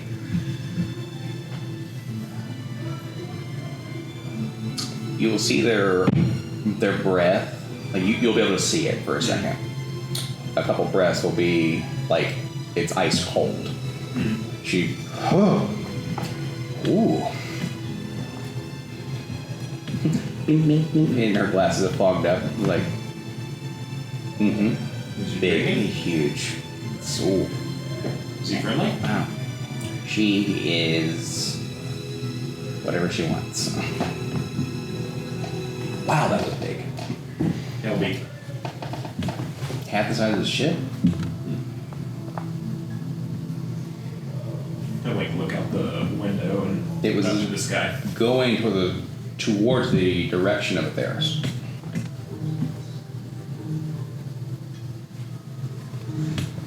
Suppose we'll see it for the wedding then. And it's not really wanting to bother us, so let's not bother it. Do you want to talk to it? I don't see why not. Okay. Do you have a message for it? And she'll hand you a scroll. You can do, with this, 50 words. Or just say what you want to say. That is an A. Don't kick your ass if you get clear near You again. come down here and later us up. The ship grows big arms with blood, like with Oh, that'd be cool if it was like a grappler ship from Outlaw Star. I need to watch that. You and Brian fucking sucked each other off on it, and I never Oh my god. fell into it. The gun that he had. I know this spell fucking gun is so cool. I really like the person who's the fucking navigation unit of the Athena? ship. It's just I'm in here now. It's like fuck. No, I need to give it the old college try. The opening theme on it is incredible. If you think the Attack on Titan theme is good, Oh yeah, this blows it out of the park. really? What's it called? Outlaw Mar. Outlaw Star. Alright.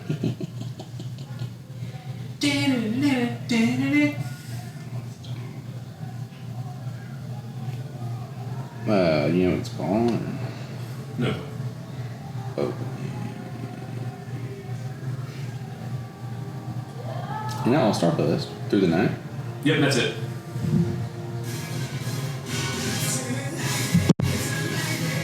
It's so much better. Oh my god. So you can what you call it? Get your message together, and somebody's gonna come and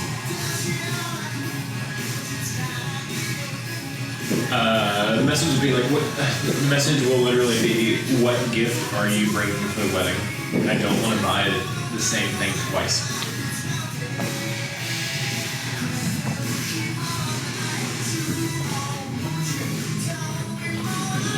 She got face. You cocky fuck. That's actually Captain Mom right there. No, that's the million I'm looking for. Yep. I love that it came at the fucking like peak of this song too. It's like you'll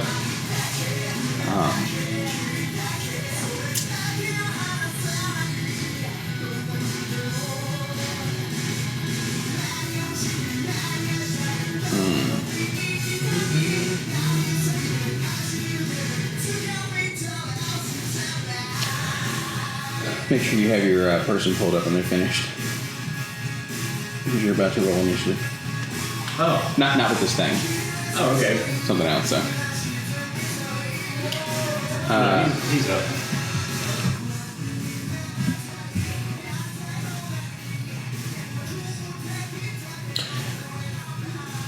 I was thinking of a...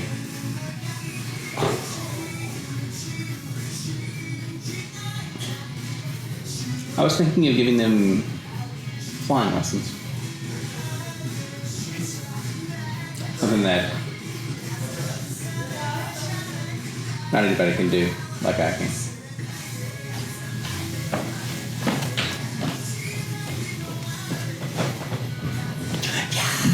Are you winning? I think Sneak so. attack. Get him! So, Is Moose over there? Oh, yep. yeah. Yeah, that's been his little spot recently.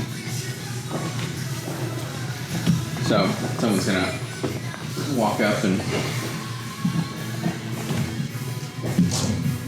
Alright.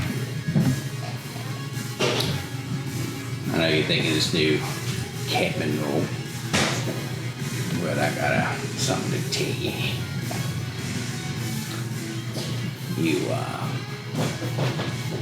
You're gonna be captain of my dead fucking horse. Or you're gonna take the damn wrist off by cutting your hand off. Miller will. And you see this person, they walk up. It's a person who looks like very lithe. They almost look like, they have from Funny Muppet Treasure Island. It's Tom. Dead Tom. Real dead Tom. This thing looks like the middle one where they're like a revenant almost. And it's one of those like, yeah. Well, see if what you're made of. And you kind of look at them. They have, the full-on 6 guns, like pistols and everything. And they, have their sword, a second sword, dagger behind them. They're just like ready to... Would they have armor on? They are going to have it'd be very light, if anything. Very light, if anything. But if they don't have armor on, Milliard will take his armor off because he has like just standard leather or whatever. Well, also that that's not wise unless you're just not wanting to have it because he thinks it's unfair. Well, that's fair, but pride is going to make sure you have the greatest odds, and that things you've seen him. I have armor. Mages, because you are now a mage, have armor and all that. Put on lesser soundtrack. Okay. That's my favorite. Please. Who are you talking to? Bitch, no, I'm just kidding. It is a good soundtrack. I do like it quite a bit. The show was really disappointing. Not a good show. Like, it was good and it was pretty, but like I think they just had all of these action like set pieces in mind. Mm-hmm. And then they were like, okay, yeah, he's gonna do this and it's gonna be really fucking cool looking, and then that's all it is. It's just really fucking cool looking, and it's just a bunch of disjointed other stuff. That's very fair. Are you telling me, Knight, that you're looking to be the captain? No, I just make sure that that seat stays clean. And as I say that, like, something like a mist comes out, like, and they kind of like breathe in kind of some fog around. But it's super fun though. People around, like Judith and even Tulum, start to get a little bit nervous. And yeah, that's one of the kind of the shticks. Obviously, this person doesn't know a thing about you. And so it's one of those, like, they would kind of immediately be like, first I'm going to make you tremble a little bit and kind of test that out. Mm. When you're just like, yeah, it smells like you're, it's like, ah! So, they will be able to go to town to town with you a little bit. Merrill will run his hand through his hair. That's funny. Yeah, no scream, no strike, no song shall save you from the contract, boy. You owe death a dance, and I'm your fiddler. And he'll... You want to do this now? Because having a conversation with the dragon, but if you're impatient, I can oblige. I'll wait till you're done. See you up top. Hell. And yeah, that's kind of neat. This little deal this thing gave me. Blair will message the dragon back. Yeah. Come here. Come here. Flying lessons seem a pretty kingly gift. Oh, there's a little embarrassing that I hadn't thought of anything to give them. Think you can help me out? Well, as the captain of Casador, what are you gonna trade? You gonna offer me a favor or something like that? A gift suggestion. Yeah.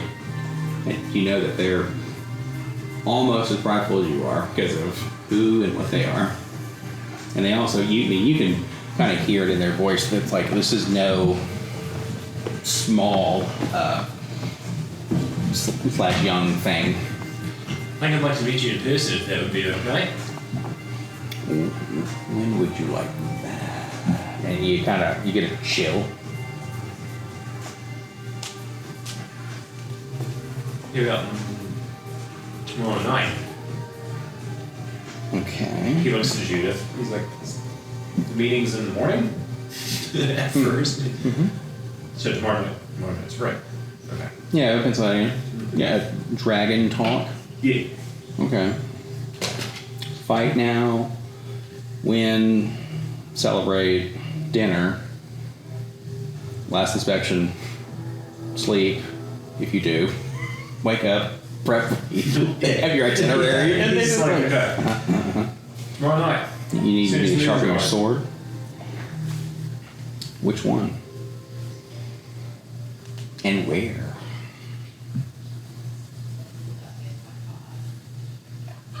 You gonna invite me aboard, Captain? Something about that sounds a little bit threatening, but also like very appealing. Like, Night. because you don't know if it's a white dragon or a silver one or a blue one. He'll think of an island. Not an island, a sandbar. It becomes a sandbar when the tides are low at night. So he'll describe that location. Okay. So if it becomes a fight, it's on land and he's not in a dinghy, and then they're not in a foreign element, so. Okay. It's like, oh, well, shucks, I feel a little bit disappointed. I'm not offered a board or a seat at the captain's table for dinner. Well, suppose if, What a shame. suppose if I get to live, then yes, he would absolutely invite for dinner. All right. I'm just making sure I'm not the dinner. I don't even know if I'm going to live through this fight right now. you're about to get into a fight. Hey. What do you want? Like I'm one. Yeah, I guess you could say go ahead. Okay. And then I will start walking up the stairs. Okay. I love that shit so much because I know what this thing's gonna try and do.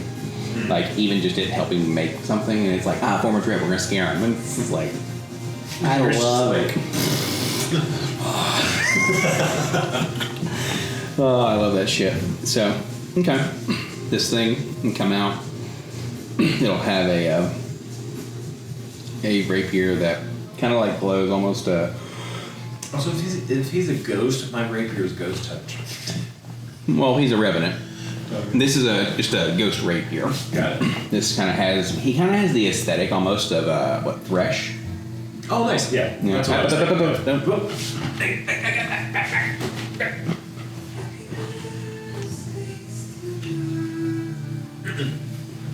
Turn that chair around for me, if you don't mind. Please, sir. Thank you. Thanks. But. It's a big person, but. Mm-hmm. So, Tulum will be up there. Judith will.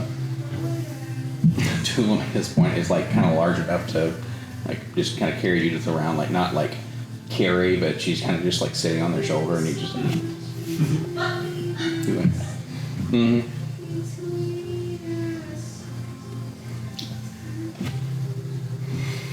She's basically holding her hands up for your cloak, for your coat. He shrugs it off and then hands it to her, and She's gonna dust it off a little bit. he'll draw his sword and kind of pop his neck. You doing? Emberfang is glowing very bright now. What's that? You're interested in meeting it, so you're about to find out. Initiative. This will be kind of a straight, just going toe to toe. This revenant thing, have it like it having a normal like head and whatnot, but it being like, think of it as almost like old Icelandic kind of a duder. So 17. let's see. 17. This thing's gonna be getting shown. Ooh, 19 plus. So he's gonna go. Oh. Ooh, that's kind of fun. I like Sir or something, but let me see. I don't know. That first one was just pretty cool. So, Sir Athamon Vex. Gothic, noble, and venomous. Okay.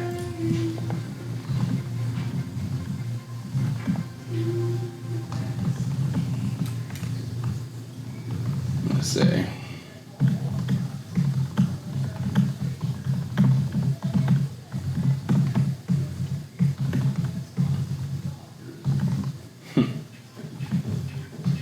And this thing, part of this too is you don't know if it's the ship's way or just this thing's way of being like, we got to make sure you can survive a battle. Oh, sure. You know what I'm saying? And it's kind of like if this thing kills you, well, You weren't meant to be captain. correct. So in this, agreed upon, decks cleared, you got essentially, bring up just a little hex grid there, and then it should be good to go there. So where is mine? I thought I pulled it up here. I guess I pulled another one up here. Roll. Let's see.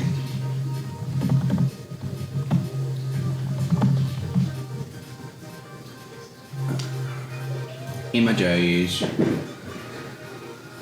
And this is for a quick little skirmish so you can have some squares to roll around on.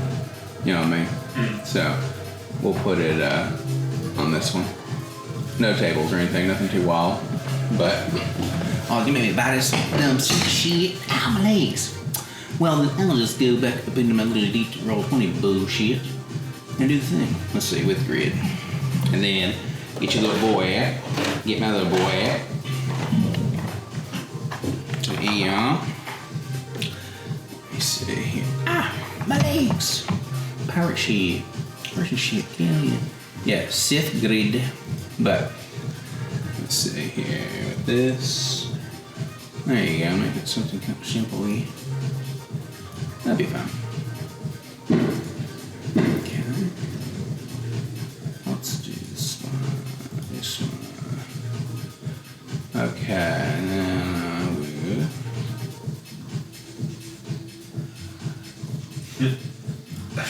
Okay. At level 17, Ember Lord's reflexes, you gain an additional reaction per round, but it can only be used for riposte or parrying flames. No, I'm telling you, bro. Some of that shit's fucking done, man. This is a very good song. Mm-hmm. Yeah, everybody who's listened to it was like, what's that song? It's really good. This one? No, it's fan-fucking-tastic. At this point, I'm just looking for a grid. So we're gonna just put you guys up there because I want the squares to matter. You know what I'm saying? Mm. So where is this? So just understand all we're looking to do here is have the squares. There's no fucking horse in there. Mm-hmm. But I just need for the little squares thing to be there. And then our little homie. Where's our little sword man? Oh, actually.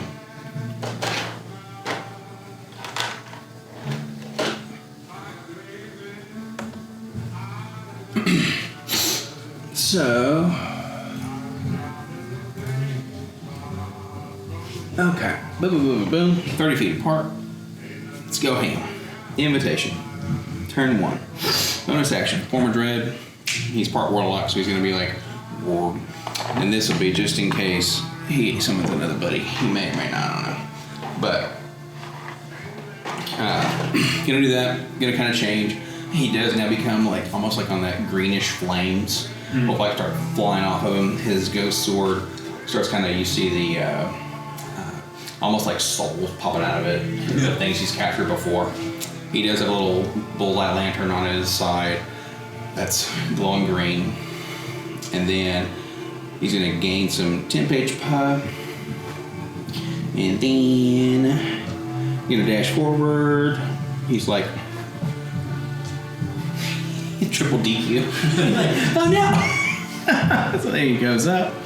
He's gonna be right at your face here. You did an attack. He stops within 5 feet of him, leans in close, and he's and of course, you know, homie's just being super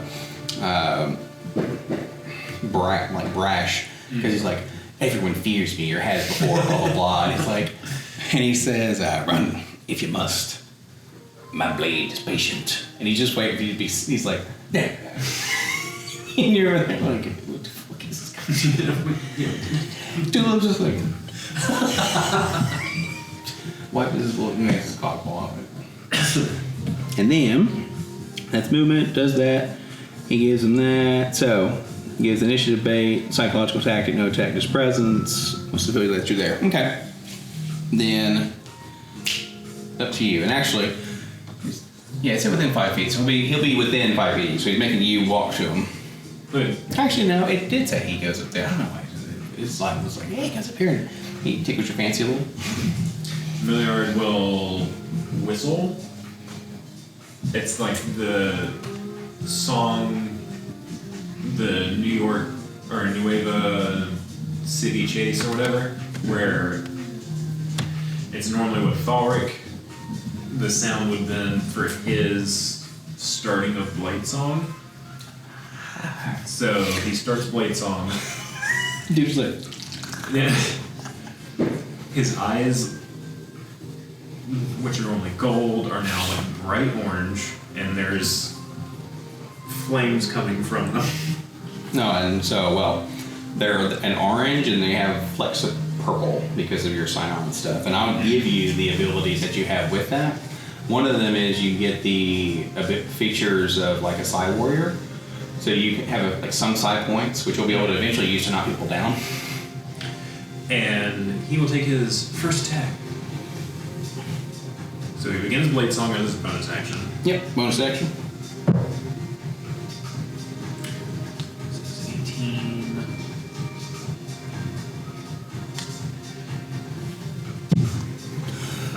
26. To hit? Mm-hmm.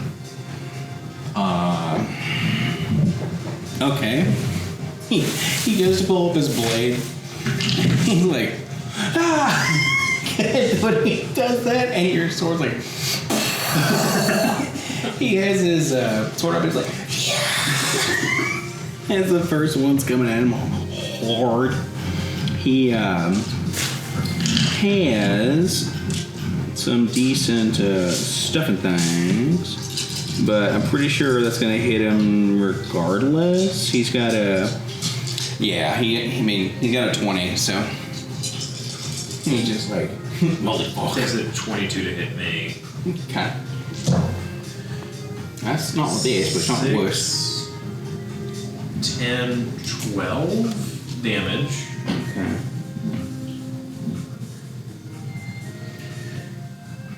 And then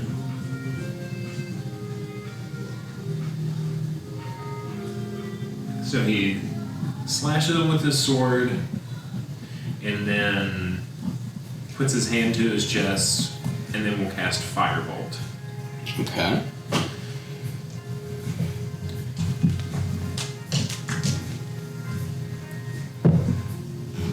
For a 22. 22 to hit, that will hit.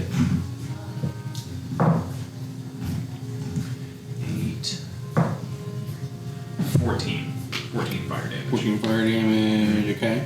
And what are the damage of the rapier? Okay, it's sneak attack, fire, and what? Magic. Okay, so it's all just magical piercing and fire? Mm-hmm. Okay. You said how much damage? 14? Mm-hmm.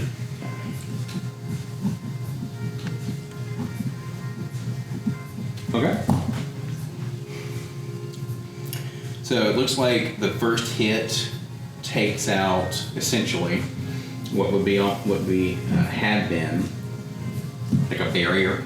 Because when he forms a dread, like some shadows, kind of like in his green kind of hue, dims. Mm-hmm. I.e., for your first hit, you took away most of his 10 HP, Yeah. and then his next one, you're like. He's like, what? He's catching on fire a little bit. He's like, oh. And then anything else? No, that'll be. He'll circle around behind him. Okay.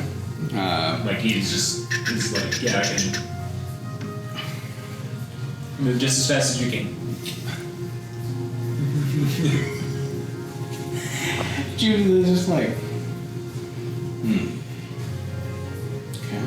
She's writing some stuff down. She's thinking, like, effectively what she's doing with you is now keeping track of where, if any, your suit gets messed up. It's fair. So he's going to, I see, and then he's going to not face you, and you're going to see blades come out behind, like through him, and then he's like, yeah. And then his head kind of spins around like an owl, and he goes, fancy trick, eh? And he's going to attack you twice. Let me see here. Okay. That's not bad. Not bad at all. This is this. First one, I do critical. What would the total be? Well, with a 20, it's a 30. Okay, definitely hits. We will use uncanny dodge for that. Okay. 20. The second one's a 16. That won't hit. But I think he's already satisfied with the because he does it once and you're like, what the fuck? And he's like, yeah. And then the second one you're like, oh, whoa, shit. So that's gonna be okay. So it's this and 2 of these and 2 of these, and this is the actual damage. And 2 of these. Oh damn! Just every damage type. Well, actually, kind of. He has, so this is the rapier, which is magical damage, a D8 necrotic because of it's a ghost rapier, a D10 from form of dread, he can do this once per turn, and then 40-60 attack, if alone or has advantage, because of the Rakish thing. He's effectively you, but instead of being a mage, he went warlock. That's kind of funny. Up to 60 plus damage if he crits on you. So, like is what this says. Oh damn! I could have made him use be at a disadvantage, but that's okay. Maybe next time. Yeah, for sure next time. I mean, you did have this one, so. You take me time for wigs. You know what's hilarious is that's pretty. I think 1, 2. What is this? Oh, yeah, there you go. 50 points of damage. Plus his.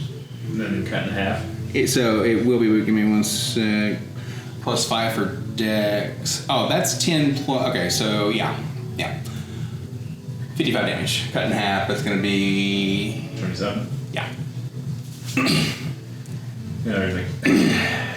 Does he? Hold on, I gotta see if he has his little fucking half damage thing. Because if you both have half, we're gonna stop doing that, and then it's just like, okay, cool, it's all halved forever. If you really needed to, you know what I'm saying?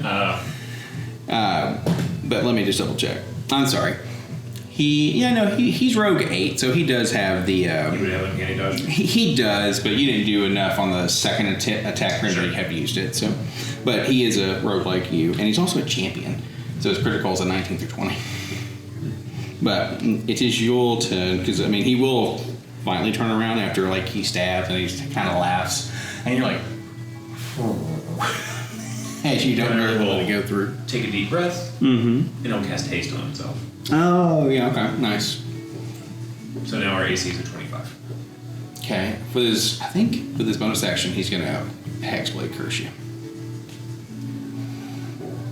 Just as the thing that he could have done with his bonus action, because I don't think he actually has anything to do with the bonus action. He just can attack twice because he's a fighter, level 5.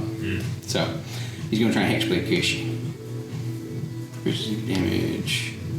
Okay, that's what gave him the plus extra. So you would have taken just an extra 2 points of damage. So, but you're cursed now, so it transfers the greenness onto you, and you're like.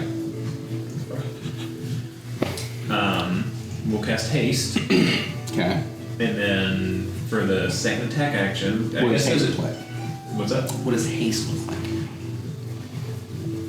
Like when you cast it for the He first starts time? like, it looks like he's vibrating in a way, like he's like the Flash. You do the Hachimino with a. Yeah. And he's like, what'd you drop your sword for? And you start punching him. Now, the way that haste reads, normally it says you can take 1 extra attack. The way that it can be read, and I'm gonna let you do it, is important. Normally it's just haste, attack, done. That's it. The way that the written rules of a blade singer are is you can take an attack action, and if you would be able to take 2 attacks, you can do an attack and a cantrip. Not everyone lets that happen, because that's technically not rules as written 1 attack. No, that's totally fine because we'll be able to do that next turn. We can go attack, and then the cantrip. Well, that's all well and good. What I'm saying is you'll be able to do attack. Well, technically, I guess you can't do more than. Well, actually, it only says you can do 1 leveled spell per turn. Point being is if let's say you haste yourself.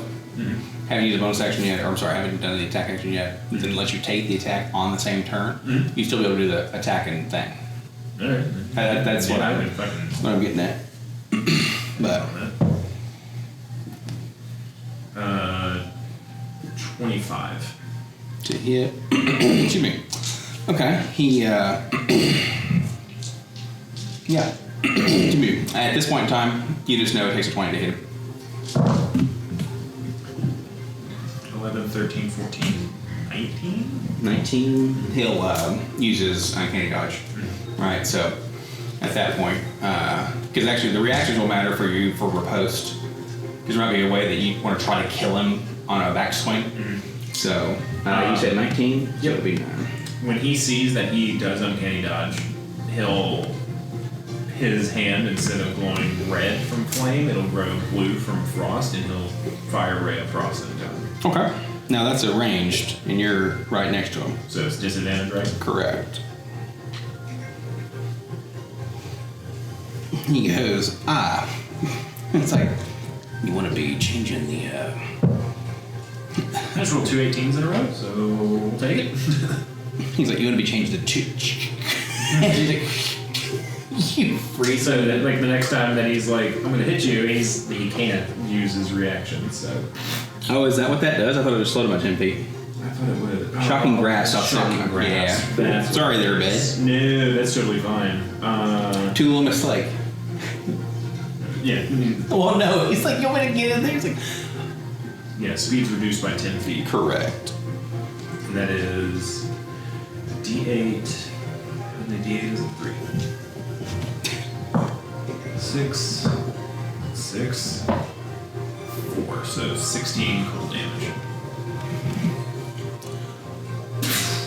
He's just like getting a little cocky. He's like, And he'll. you get 16? Jesus. Okay. And when Milliard sees that he's frozen over and as fast as Milliard is now,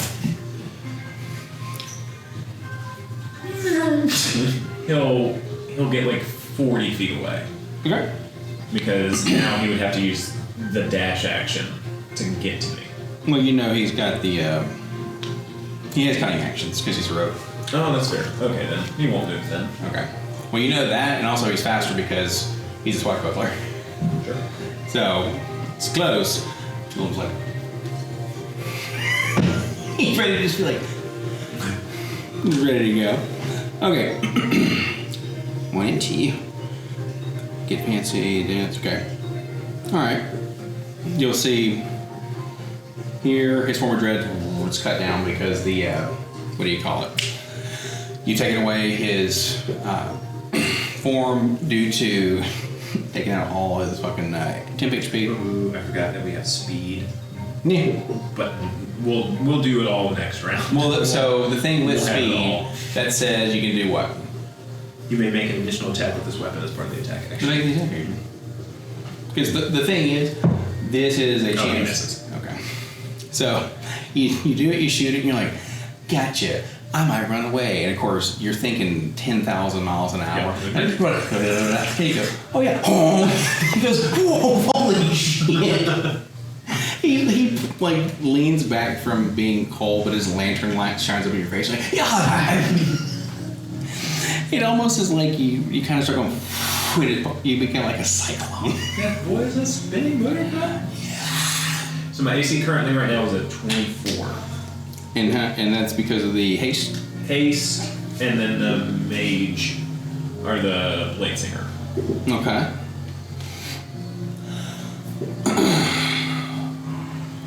Alright. He's gonna be like, so he's going to start doing like, and you know that he can't action surge, so he's like, it's one of those like, I'm gonna get yourself, and you're like, so, and it's almost like you're going, you're both doing like blur shit. It's like, what the fuck? So, 19 crit on one of those. Seriously? We're gonna use my reaction to make him roll at a disadvantage. Okay. That was one of those. I thought it was a natural 20, and I'd be like, yeah! Just go in your face. But that'll miss, and then he's gonna action surge.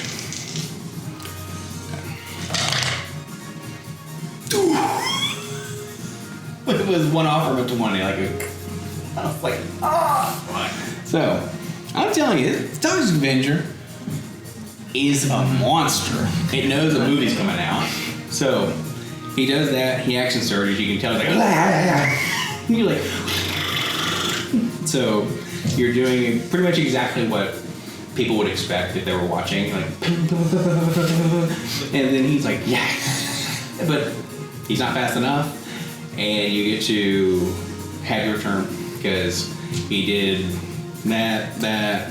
The only kind of bonus action thing he'd be able to do, Warlock. I mean, yeah, he'd be like, yeah, do a shot of what do you call it? The blast. Yeah, where it's like, shoot me. So he's gonna try to do one last little piddly, yeah. And the blast is like, it's out of his lantern, just, but it cuts a cloud in half. You're like, holy shit. And it's your turn. Missed the first attack. Okay. Second attack is at 21. That'll hit. So attack, haste attack. Yep. 1722. And you see the crews like kind of like peeking their heads up, like, what the fuck's going on here? 20 hit. So you just need a 20 to hit him. And then this is that was 22 damage. 22. Oh, gotcha. Okay. And then the 20. So was that 22 damage from a single attack? Mm-hmm. All right. He'll use his reaction to have that. At least the first one. So you only do 11. And then he will. This is for the speed attack. Mm-hmm.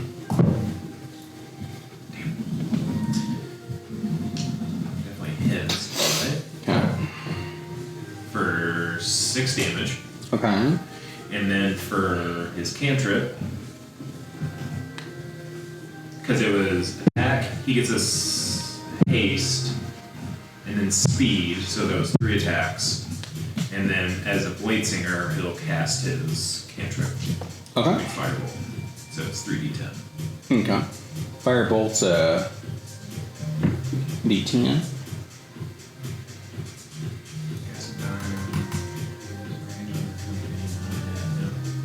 Yes, it's 3d10. Damn, Firebolt. Better than I remember. We missed that. It's his turn. It's almost like the lantern is like sucking the magic up, and he's like, and he catches the magic, and he's like he's powering up again.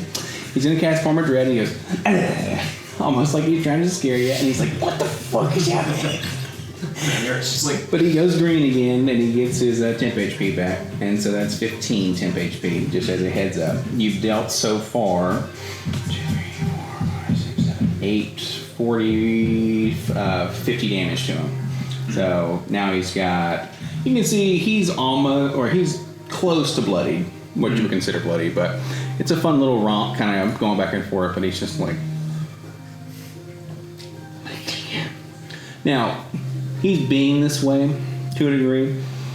You know, he's trying to make sure somebody shouldn't be captain's captain, but at this point he's getting a little madder. He's like, I'm gonna get you. It's kind of the thing, like the thing you're feeling. This is insane. And they start burning a flammable object by this. Wow.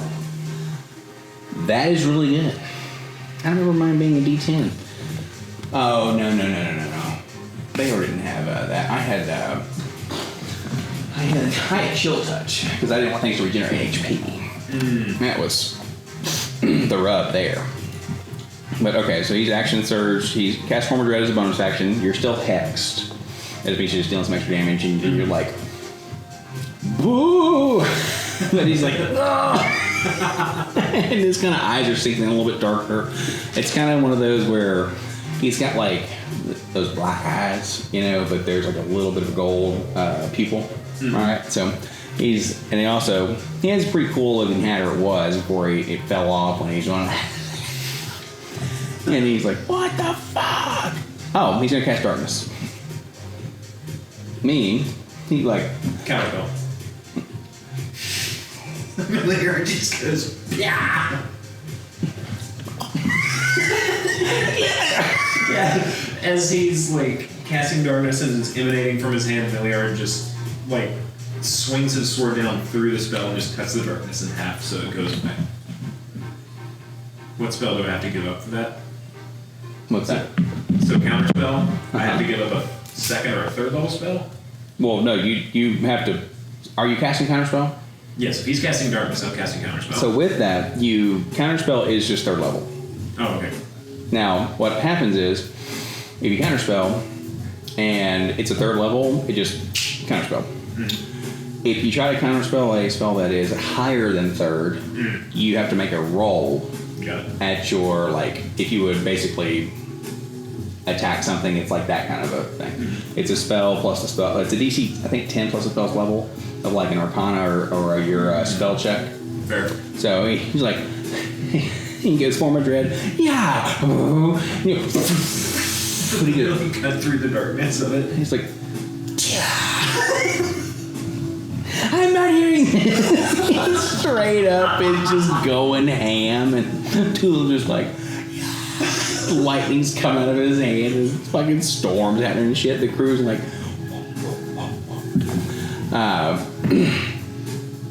he's going, yeah, no, that's it. I like at this round 6, it's like, all right, he's about to die, like homie is. What of your potential? It's like, yeah. So go right ahead, good bitty. Tries to hit So this and I that. can't concentrate on 2 spells, and if I lose concentration on haste, that's bad. It is, but he hadn't dealt much damage to you. I mean, like, what? He's dealt you 27. How much do you have? 94. Okay. Yeah, I mean, you still got 70 HP, and I don't think he can action surge more than. He can't action surge more than once, so it'd be just really 2 attacks, and one of them might get sneak attack. So, but that is true. You will be lethargic. He'll same kind of thing. Attack, second attack from haste, third attack from speed, and it's cantrip. Okay. Yeah.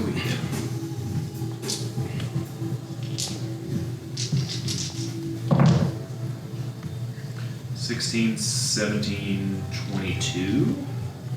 You get it. Missed that one. Speed attack. A critical. Okay. Damn it. What's the problem with Because I wish it was for my one that I did the sneak attack with. that? Gotcha. So it's 3, 5, 10. On that one? Mm-hmm. Is that the one with the crit, or? Uh-huh. Okay. What'd you do with the one with the not crit? 22. Oh, 20 damage, he'll have that. And then he'll shoot his fireball.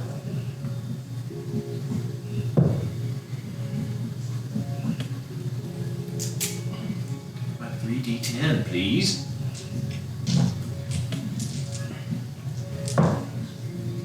10, 16. 16 points of damage. Alright, you eat up the rest, or you. With the 16, his, what do you call it? Lantern's gonna get it, but you essentially take away all his temp HP from his former trip with that 16. So he goes. So the green kind of goes away, and his temp HP, and any sort of like people around who are like, oh my goodness gracious, thank God that's over, because that's when he's a little less scary to most people. So that his eyes kind of get like more normal again and all that. Philip's just like, what the fuck? Judith Evelyn Smythe is like, like looking over glasses, like keeping track of everything. He's probably got 2 more good rounds in him, but there's definitely no way he's keeping up with the damage race at this point. Unless it's like goes crit, and even then you have reactions to be like, nah. So, first, nat 20, nice. He's going to reroll it at disadvantage, please. Oh, look, nat 20, look at that, that's fun. Seriously? Yeah.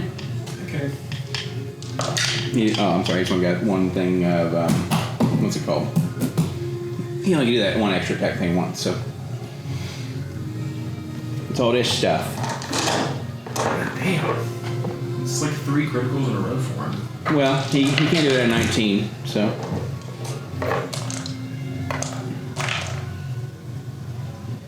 19 through 20. But I mean, understand this too. Like, you have uncanny dodge. You can make him do disadvantage. You have a pretty good kit against him, but Yeah. it's also. Tell you shoe. That is 8. 1, 2. Oh, there you go. Okay.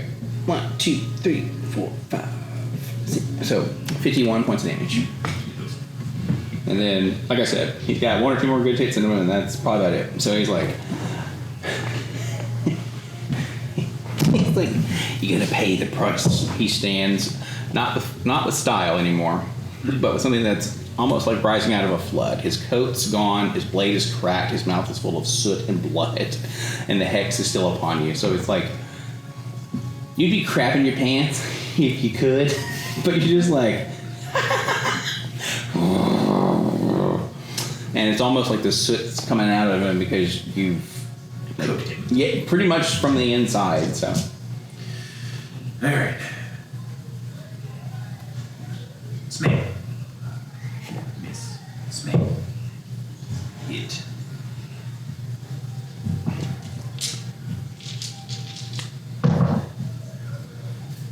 6, 8, 13, 18. to hit or damage? Alright, damage. Damage, okay. He'll have that as damage. Hits 9 damage. Okay. And then miss on the firebolt. Okay. And then it's his turn. So with that, he's definitely beyond bloodied.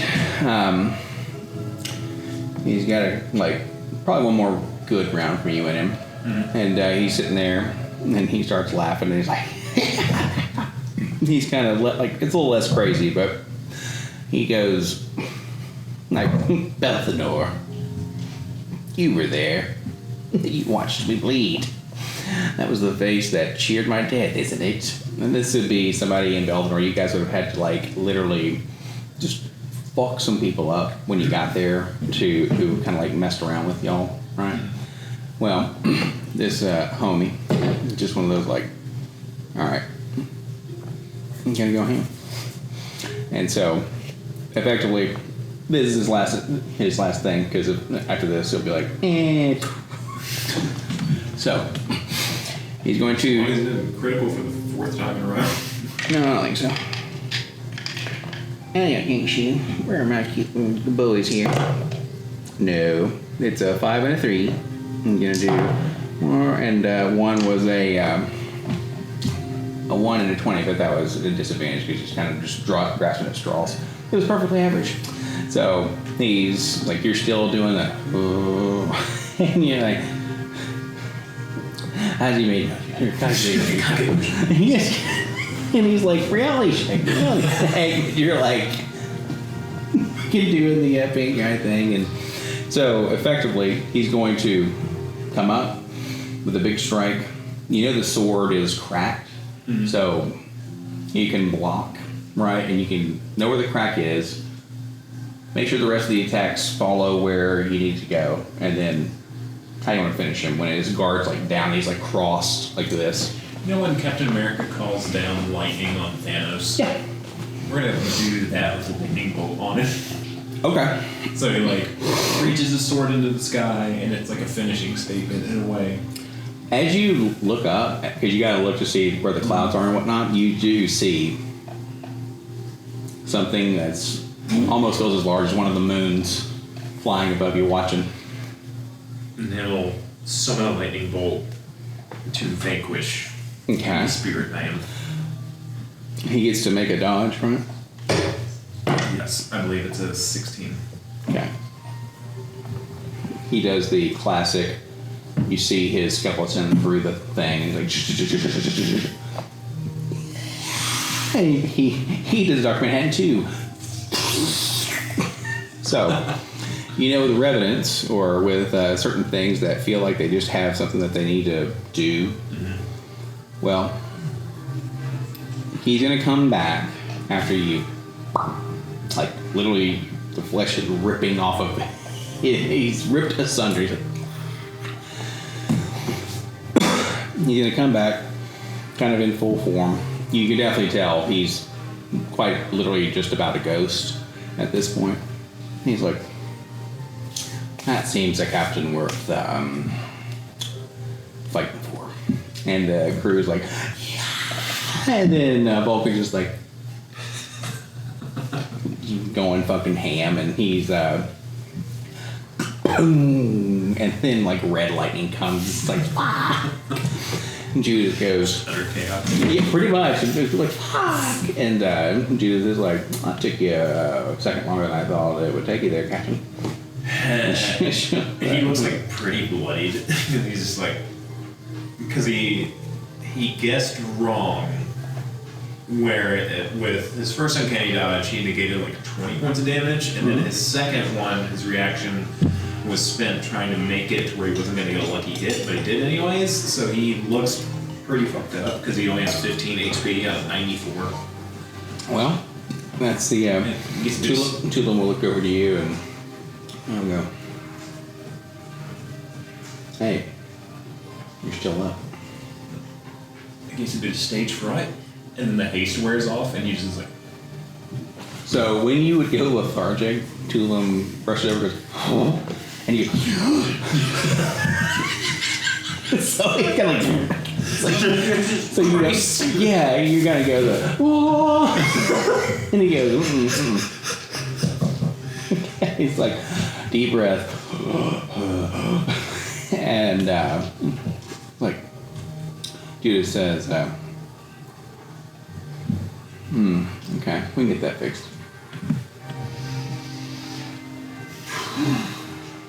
She's like, good job, and she pats your leg because she can't necessarily get your arm. nice. But she's gonna, what is it? She's gonna give you 40 HP back.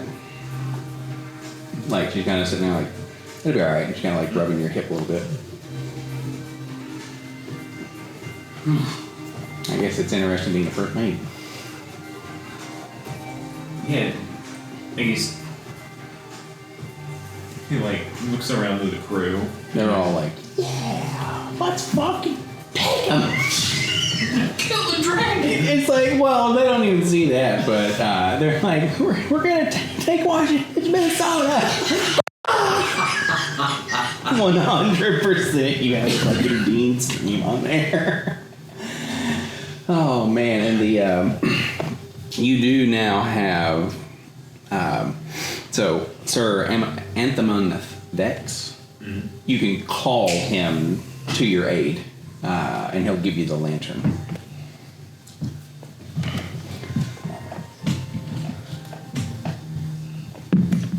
So, and if you summon him, you can do it once, once per session if you really needed to. Because the reason why I flavor it like that is it's probably going to be like a one and done, and he goes back into the lantern for you because he's kind of there to be a defense for the ship of weak people. Like, all right, we're not going to let the folks not like. Miller will like celebrate with the crew. Oh yeah, everyone's going nuts, and it's like some of the people they're like, it's gonna be awesome. Miller will celebrate with the crew, and then he'll go to his quarters. It is. Set the lantern on his dresser. And hang his nice coat up. It is so nice in here. There's maps, books, treasures, like a chest that only you can open, and just gold. Because Zalrissa was obsessed with gold. They were 100% gold member. So You have to get used to this. it's insane. Two of them is like, I like this. Yeah. I get the bed. You get to the lantern if you open your mouth anymore.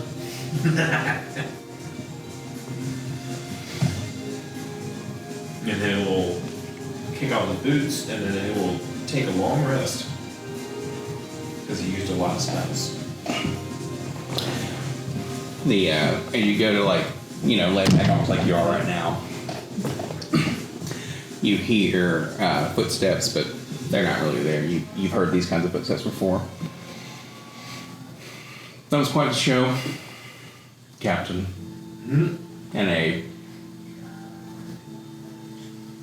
it's our little Commodore Norrington ghost showing you a modicum of respect, and you will sleep the best sleep you've ever had.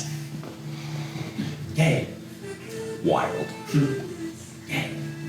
Yeah, the more That's so cool. yeah. One Piece like finally shows what Shanks can do. You should look up Shanks versus Kid. Okay.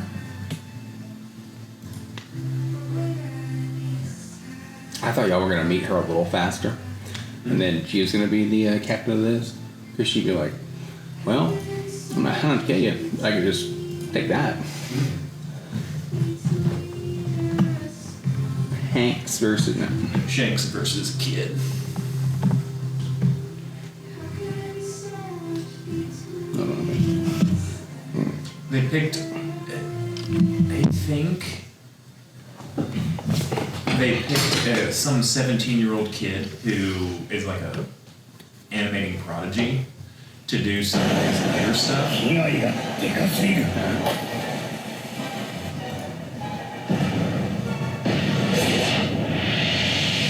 And who? So it says Shanks versus Kid. Oh my bad. Oh no. Hold up.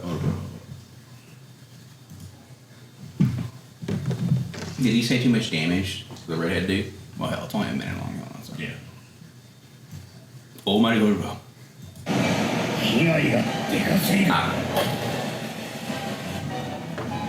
he's, I guess he saw the ill-fated teacher.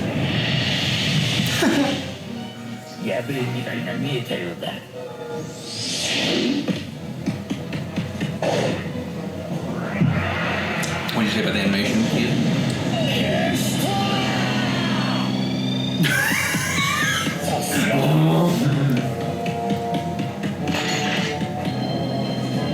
Jesus.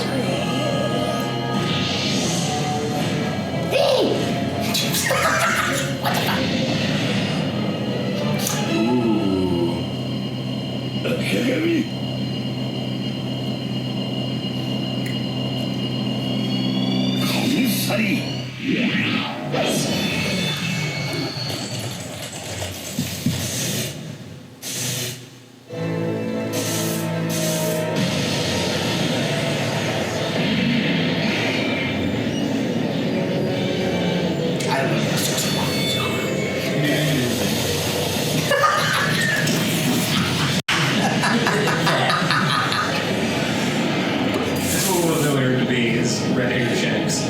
Gotcha. See, I like the Ember King, but I like the red. I just need something a little more with the red. You know what I'm saying? The second sunrise was wild. It's just, I don't know why, but I'm like, it's like a syllable too long, but I feel like it's the second sunrise. And it's just coming over the fucking hills, like, oh my god. That seemed like it had the oomph, you know? Because it's one of those like, it's fucking second coming of Christ. You know what I mean? So, 100%. But thank you for indulging me. No, that was really fun. There's one other one. Type in Luffy.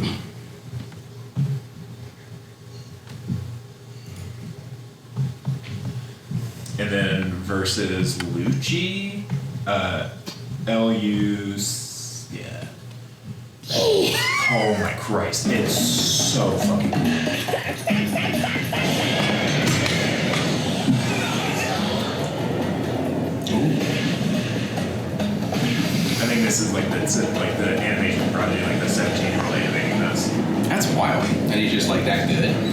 pretty neat. I like that. Oh yeah. Oh wow.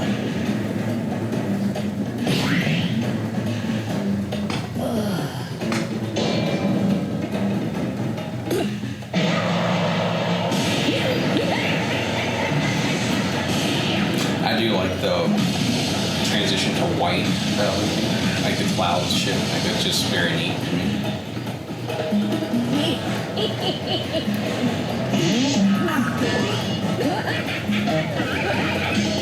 He's like a Looney Tunes character, and like everything he touches becomes rubber. Ah. Nuvia. なるほど楽しめそうだ Oh shit.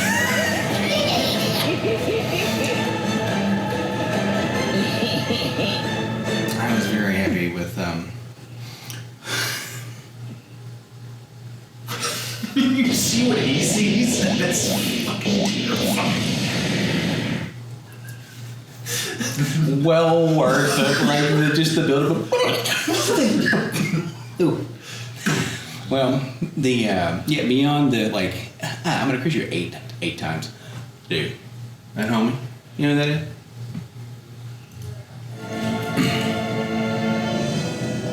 Oh yeah, so hold on, is this the actual この苦しみから let me see from suffering, let me see if this is the duder. Yeah, so this is the Seven Deadly Sins. それがこの私 That's who I am. ライオン真のエスカノーズ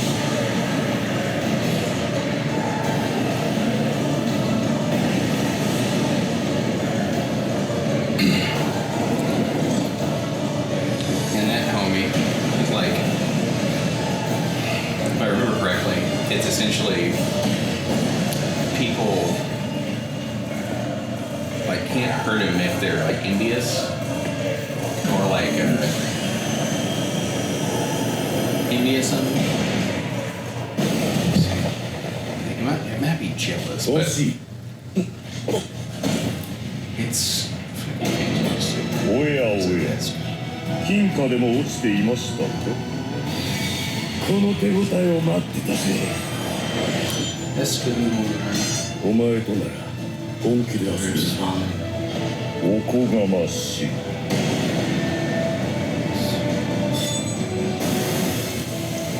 つまりあれは少しは驚いたか There's a What did I remember? and is this Esterosa? あらゆる物理的攻撃を倍 I 以 think this is 上 what に this 跳ね was. 返す Yeah, he can deflect any な physical る attack ほ on ど this. 脳裏で痛みを感じたわけかさすがはこの私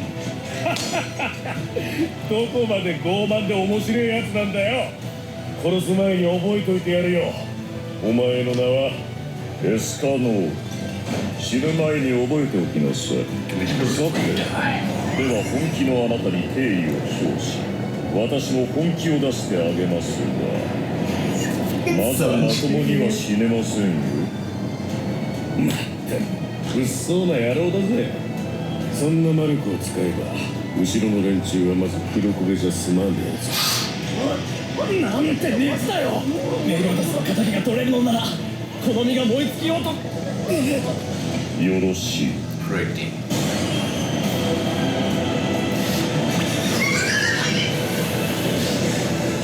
It's the.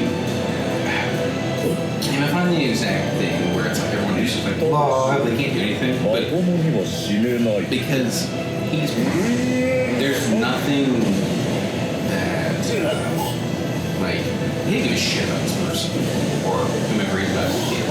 And it's one of those where プライド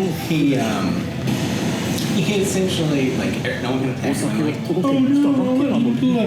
and he, and essentially, he just walks up to him and fucking just one hits this motherfucker. And I can't remember for the life of me which one it is. And it makes me really sad.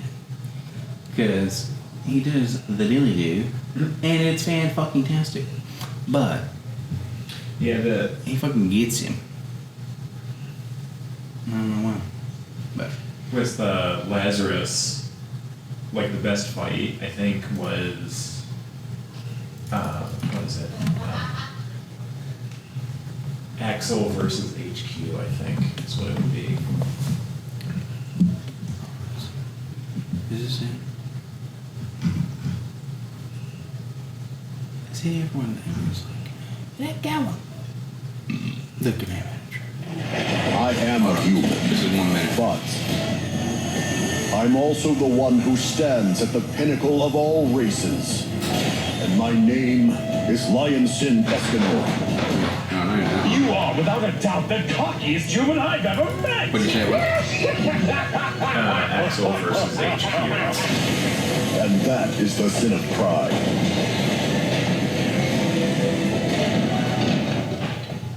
I am a human. Yeah. Just one. Yeah, that. This one? It's like super pretty. And what's this about? Or you said it's supposed to look weird, It's different just things. like that's a really cool Oh, hold on a fucking second. concept. And they Hold on, what is? Or what's it supposed to be about, essentially?